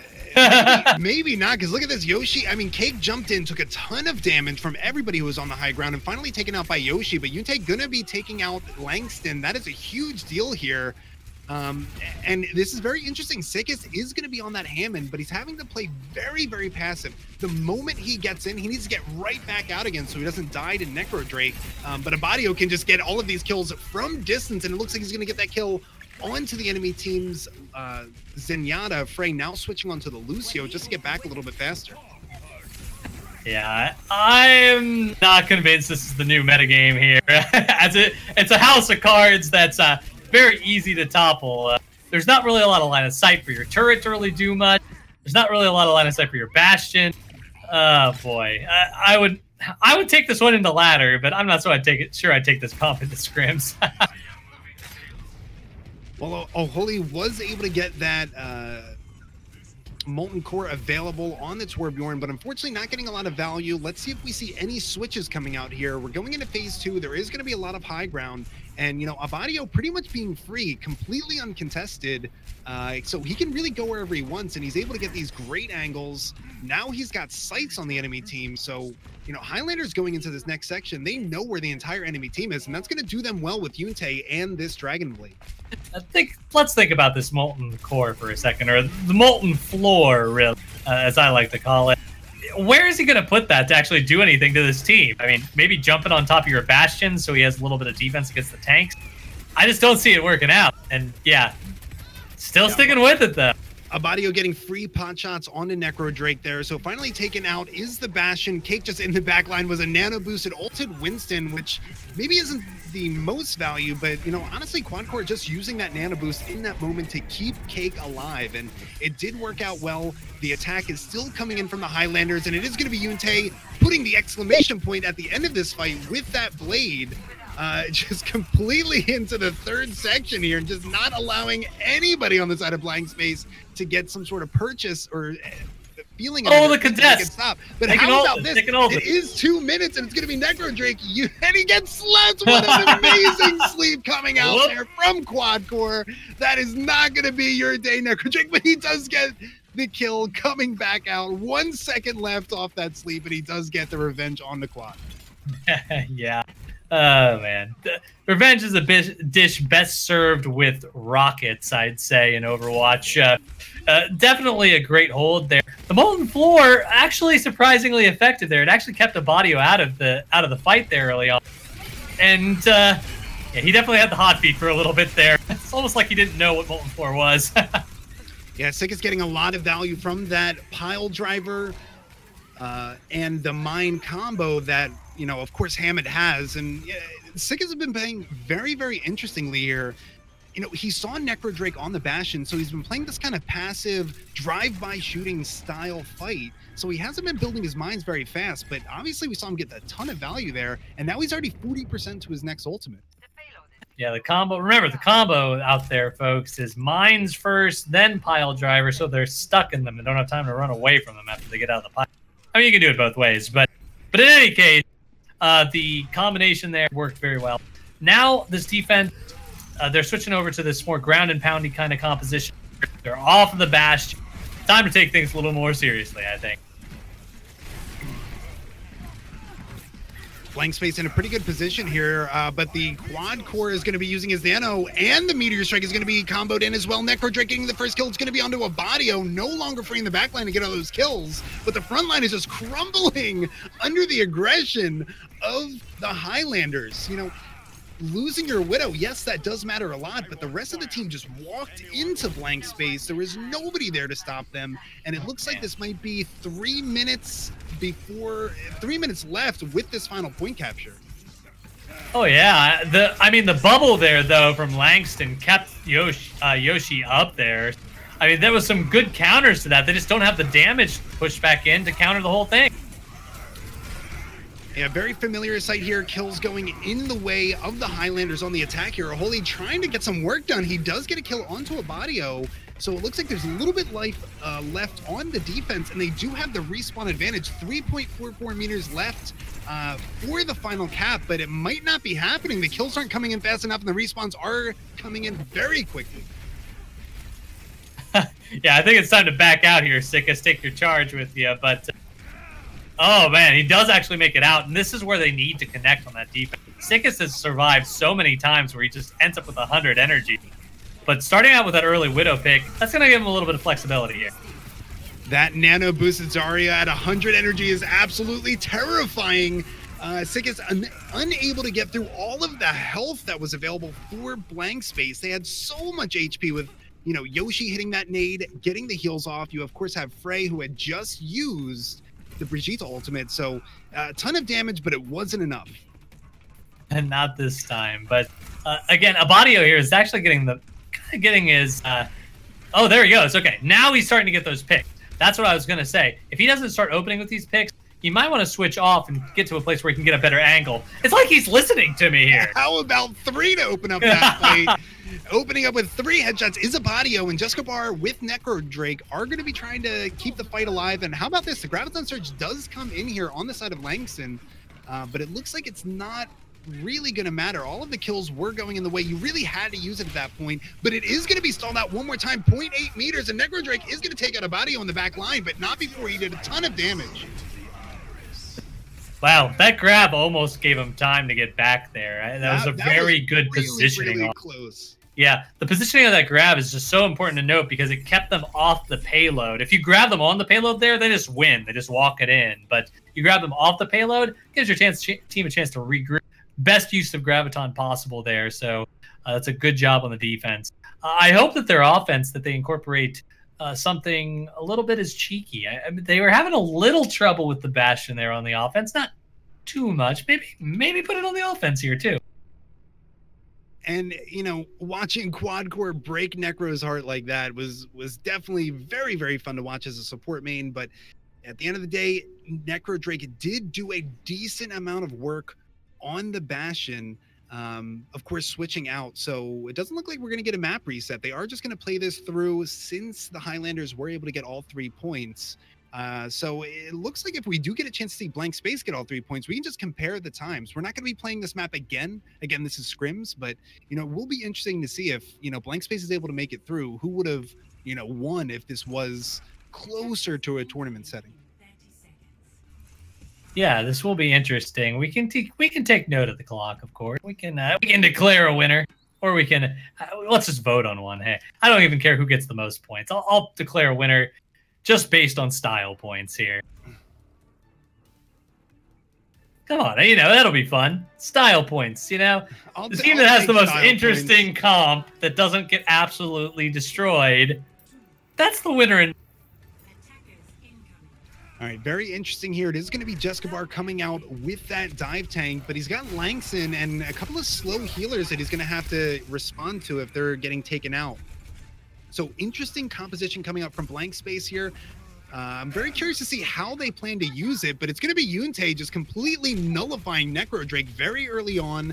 First pick coming in. It is going to be a 5v6 for the Highlanders here. They can really choose what they want to do here. They're not going to take the fight all the way to the spawn, but they are just going to wait it out, give their DPS time to get these slow picks, and honestly just waste a ton of time. Oh man, a lot of people ending up in the wrong neighborhood here. I mean, right there, you just needed to back off and not give them all this extra ult charge, not give them all that extra space. Could have had a regroup and had another push here by now, and possibly even a kill on Yunte, because he's getting in there pretty deep. And it is going to be a nano boosted Zenyatta who's going all the way into the front line, trying to take out Langston, almost getting the kill there, but it's not going to be enough. So the nano boost didn't get too much value there. And this might not be what the Highlanders wanted to see, because now all the kills seem to be coming in the way of the attacking team. Blank Space using that little bit of a window they had there, and we've seen them not be able to use that opportunity. But how about this? So much aggression coming up from Blank Space. They're not wasting this opportunity, getting those kills. Conrad is going to get his second life on the way out. So the Transcendence and the Nano Boost for the side of the defense on the Highlanders didn't get a ton of value. No, and I don't know why they expected to. They're going against the dive competition with a Zenyatta and Ana. It's a really tough combination to really play again in the current metagames. I think it's time to probably switch off that Zen, maybe do something else. He's not getting effective, and it's certainly not the right target for Nano Boost. I'm pretty sure that was a kind of assert your dominance ultimate there. Yeah, it could have been a misclick, and it could have been an alpha play. We may never know, but Abadio does have that EMP available for the defense here. And it looks like they might be trying to combo it with Yunte's. We saw this actually one time before, back when we saw the Streets of Rialto. Abadio and Yunte had that combo, but Abadio's not going to be able to get it this time, taken out very quickly by Necro Drake. So on the attacking team, Blank Space is doing a great job getting these, you know, these slow little picks, giving themselves plenty of opportunity. Meteor Strike is going to be coming in here. I'm curious to see if we're going to be going in with it. He does go into the back line, and it's not going to get any value. Oh, Holy is going to get the kill onto Conrad. So once again, Blank Space is just getting these stagger kills, making it so easy for them to move through this street space. Oh, man, Yunte kind of whiffing there on that defensive play that time, and unfortunately he gets the better taken of him. This is kind of a free push at this point. The hack goes out, and he's going to get a good kill on Frey, but I mean, at this point, you're already a little too late for that hack. Yeah, Necro Drake is doing a great job. He's gone back to very, very basic Doomfist teachings. He's just using his combo on these low HP targets, taking out the Ana. He's been doing a great job taking out all the supports. And then here, Necro Drake using that Meteor Strike just to stay alive. So I love the smart play that's coming out from Blank Space. Necro Drake on this Doomfist, just making it work. But he is going to be taken out by Yunte. The Graviton Surge does come out from Langston, but it's not going to be a ton of value. Finally, some kills coming in.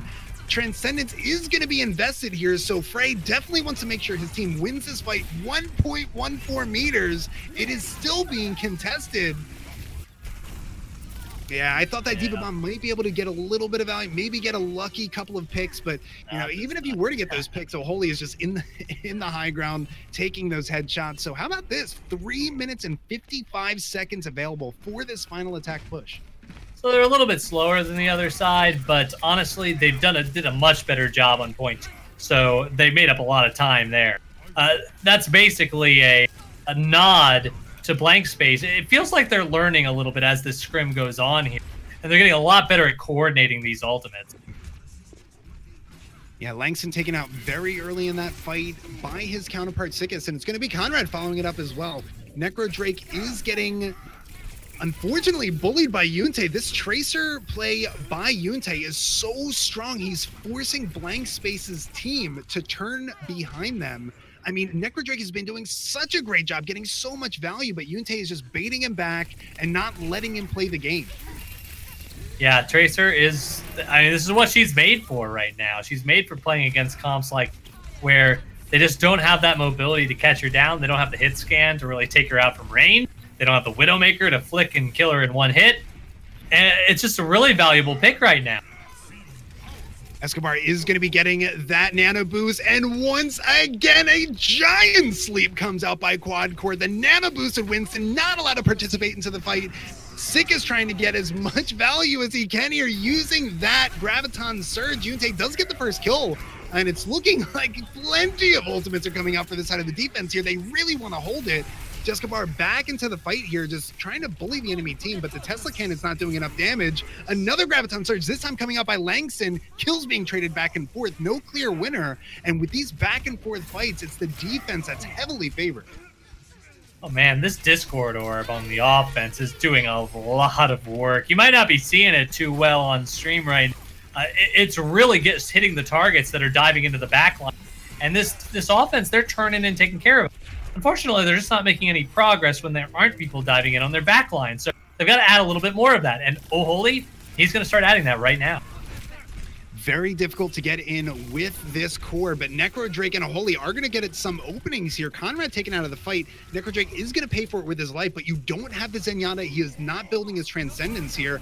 And another insane sleep, but this time Escobar is going to be woken up as the nano boosted Winston. That might be the 5th clutch sleep that we've seen from Quad Core on this map alone. The payload is making some progress here, so, you know, the Highlanders are getting bullied back a little bit. Necro Drake using that giant Meteor Strike, taking out Quad Core, one of the biggest carries on the defense here. But finally, Abadio and Yunte have gotten their feet underneath them. They're getting some kills, and yeah, this looks like it's going to be a completely lost fight. Still a little bit of time here. You got 1 minute for the reset. And you got nothing to use on it here. Really you've got no ult. Too much to come I mean, at this point, you've got to, you got to make some hard swaps here. It looks like they're going to try to set up and get a grab combo off here at this point. They really only have one fight here. It's going to take a little time. But look at Yunte's positioning here. They see him, but oh no! What a big bomb by Yunte! They knew he was there. The 3K. How about the big brain player right here on the defense, completely destroying that fight? Lol, I missed, Necrodrake says. Yeah, you saw them there with the Sonic arrow, but didn't get the headshot, unfortunately. There you go. There's the roof. The damage was done, but finally getting some revenge is Necrodrake taking Yute out of the fight here. Still, the problem is there's not too much available for ultimates, but the Graviton Surge is going to be invested here with a huge anti-nade coming out from the side of Yoshi, and that's going to be very close to a Nana Boost as well. So this is exactly what they needed on the attack here. This might be a chance for Blank Space to get to the final checkpoint. Nana Boost is going to be invested here onto the Hanzo, it looks like. Having a little bit of fun, and how about that? The Nana Boost and Hanzo does get a kill at the end, helping out with that Nana Boost assist for the Ana stats. And it really looked like, Highlanders had bullied them back, but man, what a final push. Yeah, Necrodrake once again unleashing his final form in Han. It just feels so different when he's on that character. But I think Blank Space actually would have tied or beaten Highlanders there had they not run that Bastion Torb on the first point. I don't get it. But at the same time, Highlanders throwing out their style points with the nano boosted Zenyatta. Maybe it was a heal. I might have missed that, because nano boost, again, it does heal as well as boosting damage. It doesn't have to just be used as the damage boost. But again, both teams making some interesting choices here. You're getting towards the end of your 2-hour scrim, it might be starting to see a little bit of the fatigue setting in for both these teams. Yeah, speaking of which, HX9, this is going to be the last map, and it looks like it's going to be Hollywood here.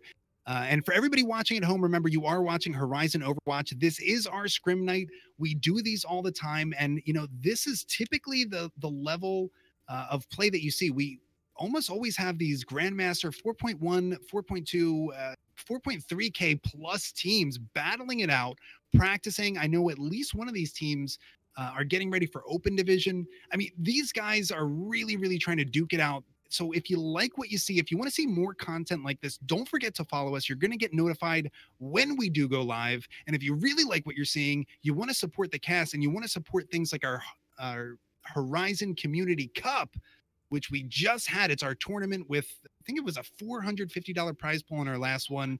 We're going to have another one coming up here in just a couple of months. So if you want to get on board with that, make sure you subscribe, support the team, and that way we can host more events like that. But just as a reminder, it is going to be Hollywood, and it is going to be the last map of the night. So like you said, HX9, we might be seeing some silly stuff. Maybe a little bit of fatigue is setting in. They just want to have fun with this last one. Very curious to see what they go with. I almost always see like 5 maps on the scrims that go well. And then once you get to 6th and even the 7th map, and yes, there actually are some teams there that start these maps right away. They go 7 maps. They can get it. Once you get to the 6th and 7th, sometimes you start to put the lulls back in into your team composition. You don't want the lulls in your practice session. Those last 15 minutes can be just as valuable as the first 15 minutes. If you really set your mind to it there. So, and these teams do need to be prepared for matches that last this long too. Sometimes those best of 5s do last into an overtime matches that'll take you over 2 hours. And a lot of time for some of these tournaments, you need to be playing not necessarily straight through all day, but maybe you play your first game, an hour later you play your next game, then you have a long wait, you have another game the same day. So, battling the fatigue and learning how to just, get back to your basics, which, what we've seen from Highlander is if they have their feet underneath of them, if they have that little bit of momentum, they can turn it into just an absolute tear, especially on the King of the Hill maps. But recently we saw them on the payload maps, and we are going to a hybrid map right now. So it'll be interesting to see what Highlanders bring here. Want to hear an old home remedy for how to practice having nervousness? Let me tell you. Yeah, I would love to hear HX9. Get a bucket or a barrel of cold water and play video games with your feet submerged in that ice water. Aside from the fact that there's some healing benefits to ice water, which, most people would consider using it for muscle pains and what have you for a lot of people. Believe it or not, it actually raises, it can do some things for your body that actually simulates a little bit of nerves. Some old StarCraft players used to actually do that. Very interesting. Great advice. If you're watching at home, you're having a little bit of fatigue, get that ice bucket, dunk your feet into it. But let's see what we've got on the defense here for the Blank Space. A holy back on that Widowmaker. We saw him get a lot of value, but a very familiar sight. It's going to be Yuntei on the Doomfist at critical health and getting saved once again by Quad Core. It feels like Yuntei is working with 600 working HP, finally getting into the backline, taking out a Holy. It's going to be Quad Core getting Necro Drake out of the fight. Losing your Brigitte is such a huge deal, but both teams have lost it. Yeah, both teams here are kind of fighting inside of this cafe, and that's not where you want to be as the defense. Yeah, they're going to get taken out here a little bit more. But really, I mean, this is strong Goats play here. Again, the key with Goats is to get in quickly, and that's something that they really were doing very well on the side of Highlanders that Blank Space could maybe take a play out of their playbook for. Very smart play by Blank Space. They don't care that they're losing a couple ticks here because they plan to full hold. Oh, Holy is trying to make that dream a reality, but unfortunately, at the end of the day, it is going to be the Highlanders getting in, getting those picks, getting some value, and eventually getting point A moving. So now moving into the streets phase, 5 minutes and 10 seconds, and this is the nightmare scenario. Once, like we said before, once you have Highlander rolling, they tend not to stop, and they're rolling right now. Yeah, and I don't think they're going to switch off to the Widowmaker here early on, which would be very valuable. Look at the positioning here, though, of this offense. You know, you might be confused who's offense and who's defense a little bit here. And unfortunately, look at the high ground people. You got Necro Drake up at the top on, you know, his final form character, and you got O'Holy sitting on the top as well. Oh man. Yeah, Blank Space was able to get that defense going. Langston using Graviton Surge, keeping his team in the fight here. Yuntei using the Meteor Strike, but not going to get any value here. He is going to have to move out, respawn with his team. And it's going to be Sickest coming in with that Graviton Surge of his own. The Lucio Barrier is coming in for the attacking team. Very aggressive are the Highlanders, and it's going to be Yuntei leading the charge for the rest of his team at 1 HP, but he does get picked up by a Badio. No kills are coming in for the side of the attacking team. And you know, very smart play by Blank Space. We saw a similar thing happen in the reverse order. Wait for that Lucio Barrier to go away, and then you walk back into the fight. So Blank Space now in confident control here. Sickest not going to be wasting that Graviton Surge on this fight, likely using it for the next one. Well, here's a little riddle for you. When should you use Ryan Zarya on point B of Holly? The answer, when goats fly. Goats can't fly. They can't get up onto this high ground. Necro Drake's just yeah, he's just gonna shoot down on you. He's gonna rain down, absolutely destroy you. Necro Drake, the god tier Hanzo right now, or you know, deity alternative that you might want to go for. Yuntei now switching off to this Genji to hopefully try to counter that, but we'll see if he can even find that.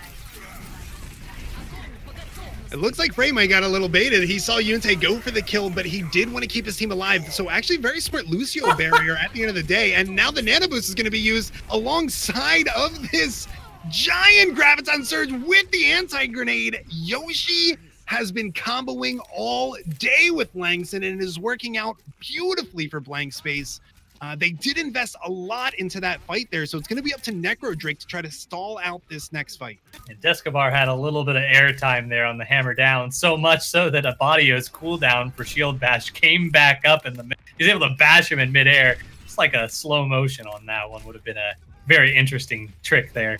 But now look out for where they're pushing here. And they are switched over to this dive on the offense as well. That's a great swap there. Oh, goodbye, Dragon Strike. Yeah, Dragons were used, but they were eaten on the side of Sickest on that Diva. So great swap there, but it's not going to matter. Necro Drake is able to get the kill, headshot kill on to Abadio. Cake trying to even up the score. It is going to be an even 5v5 on the fight.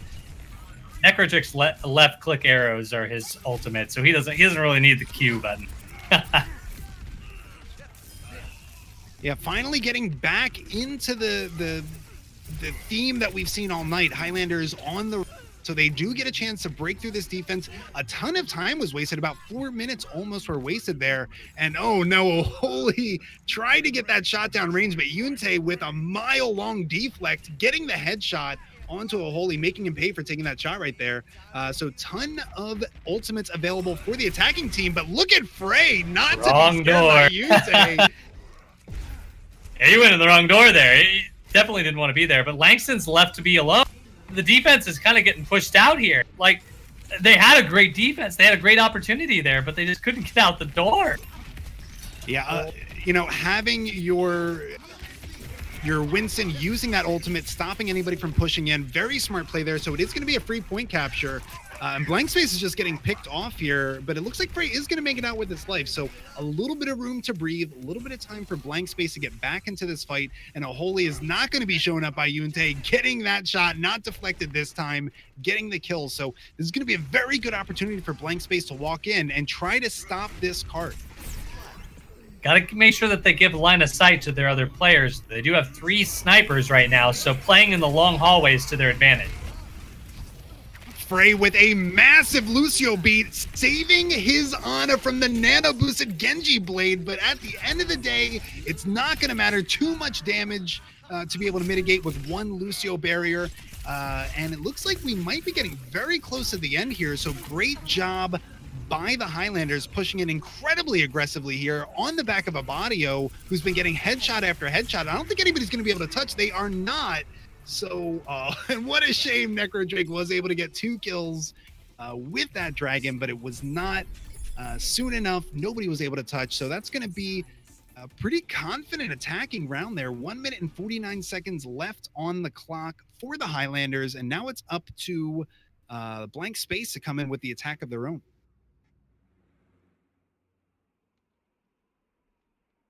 Haha. Heard a little bit of an interesting sound effect there on Hollywood. Apparently, when that door opens, the buzzers go off. Never knew, and kind of startled me there, to be honest. But anyway, jumping back into this, you know, dive in the point 2 here is just a requirement right now. Until Blizzard adds some different kind of ways to get to the high ground, you just can't be running the Ryan Zarya on point 2. And we saw just how much that made a difference when Highlanders swapped over to that dive composition there. Just made all the difference in the world. They instantly took the point. And we'll have to see if Blank Space maybe learns that lesson a little earlier. Remember, as you said, 4 minutes were taken up because of that kind of, you know, goats not being able to fly deal. And very interesting to see the defense here.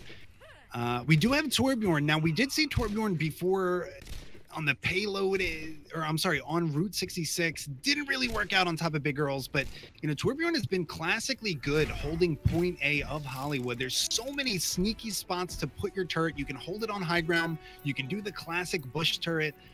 So even before the rework, Torb was very much used. So curious to see. And I mean, even on the attack, Molten Core can get a ton of value.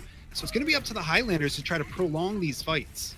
Yeah, I think this is one of the few times where I'd say Torb is actually a potentially good pick here. Just got to be careful against goats. Oh, no, and that's exactly what you didn't want. Frey is final shot onto Sickest, but very quick to respond is Cake, taking out Necro Drake. So it isn't even 5v5. No Brigitte available for the attacking team, but there is one on the defense. That can make a very big deal. Everybody's staying so healthy for the Highlanders here. And wow, how about this? Cake building the Earth Shatter in about 35 seconds, using it beautifully and giving his team some time and, you know, prolonging that fight out. They had a long fight, which they eventually won, the Highlanders did, and now Yunte does have this Molten Core available. How are you going to deal with this, with Goat's composition? How are you going to deal with this Zenyatta here? Conrad just kind of sitting on the high ground, free fight. Yeah, it's so many ultimates being used on both sides here. The Molten Core did get stunned, was not able to get full value, and it was just way too much on the attacking side for the Highlanders to be able to stop. So finally getting some value out of their team. Yoshi opening up very early with that Coalescence, and it looks like it worked out. This might be a point capture here for the Blank Space. Yeah, definitely going to be getting here. So now we're going to be moving into the second phase of Hollywood. And Yunte, maybe he didn't want to swap off, but at this point, he doesn't have the option to swap off. So we are going to see a little bit more Torb. Slight misplay there on the offense. They killed Torb, and right here, slight misplay. Don't kill Torb's turret. Let it be there. Let it be staggered. Torb's turret can be staggered now. It gets a 10-second cooldown, and it's giving your healers a bunch of ult charge. Yoshi here, I bet you he would have been at 80-90% if they left both Torb turrets out. This might be a big Diva Bomb. It does get the Torb turret. I guess that might be good enough because the rest of the team is coming in. Very aggressive as Blank Space here. They want to follow up. The Graviton Surge is going to be used here. Cake also using his Earth Shatter. UNT following it up with the Molten Core, but unfortunately nobody's there. It's not going to matter. Cake got a ton of value from his ultimate, and the Highlanders are able to stop this fight. And it doesn't really look like the payload made too much progress. So, about 4 minutes left, but, we saw this before HX9. Yeah, we definitely did. This is, again, goats can't fly. Time to switch off of this here. Get onto the Rhine, get off the Rhine, get onto the Winston. Even if you're going to keep Langston's ult there, it definitely would be a more heads-up play. That turret, though, I mean, oh, man. You got to time your pushes with these things dying, I think. Very early coalescence here, and it's going to be responded to with the nano boost from Quad Core onto Sickis. Sickis is getting taken out very quickly here, paying for it with his knife because Necro Drake did finally get that kill. And now on this side, it's going to be Langston using the Graviton Surge, but Conrad denying him. Hammer down. That might be like the 4th or 5th hammer down coming out from Cake on this fight. I'm sorry, that one came out from Jescabar. Cake has his 4th or 5th coming up for next fight, so it is going to be blank space moving through here. But, on the defense, there are a few options. A couple of tank ultimates coming online. Oh, yeah, there's definitely a chance here. If Sickis can get out there pretty quickly, might be able to build that ult all the way. I mean, he is alive right now, so there is a chance here. But, I don't know, there's not a whole lot of follow-up at this point. It might be a little bit too much, given a little bit too much ult charge. Yeah, unfortunately, nobody's able to touch the point there, so it is going to be a full, free point capture. No need to use ultimates. I mean, even if you lose this fight as the attacking team, as blank space, it doesn't really matter. Your respawn is right there, but they do end up winning it here. But, I mean, on the defense, Highlanders have a lot of options. Yunte had a perfect chance to swap there, and the fact that he didn't says that they really want to make this tour work. Now getting into the 3rd stage, it might work out. Blank Space did something that Highlanders was unable to do. Captured the 2nd point with the Goats comp. Gotta give them some extra props for that one. I mean, that's actually an amazing feat in and of itself, but doing it against a team that's up on points on you, that's just double amazing. So they're really bringing it to this last point here. Yeah, Langston getting a little bit lost in the catacombs back there, not there to help his team, and it's going to be Quad Core getting the first kill. Yunte using that Molten Core, Molten Load all over the ground there. There's going to be no chance to follow up, so it is going to be a full reset for blank space. But there were a few ultimates that were used on the defense there. Quad Core using the Nano Boost, Yunte also, and then Sickis, we know, using that Graviton Surge as well. That Molten Floor has done nothing so far. I'm not giving Torb any props on this. He's basically just a weaker Reaper at this point. Langston opening up with that massive Graviton Surge, and Necro Drake was there available to use his barrage, but unfortunately it was completely canceled out by Conrad. So much damage being pumped into the defending team, but it does look like they're going to be getting out on top here. Man, what a heads-up play by Conrad. It was such a good position with the Graviton Surge and the Barrage combo, and Conrad was able to stop that, and at that point, Blank Space didn't really have any options. They had already committed to the fight, really just wasting some of their time there. So really smart play by Conrad, already 50% to another ultimate, but at this moment, there's nothing available for the defense. Yeah, I mean, that pretty much sums it up.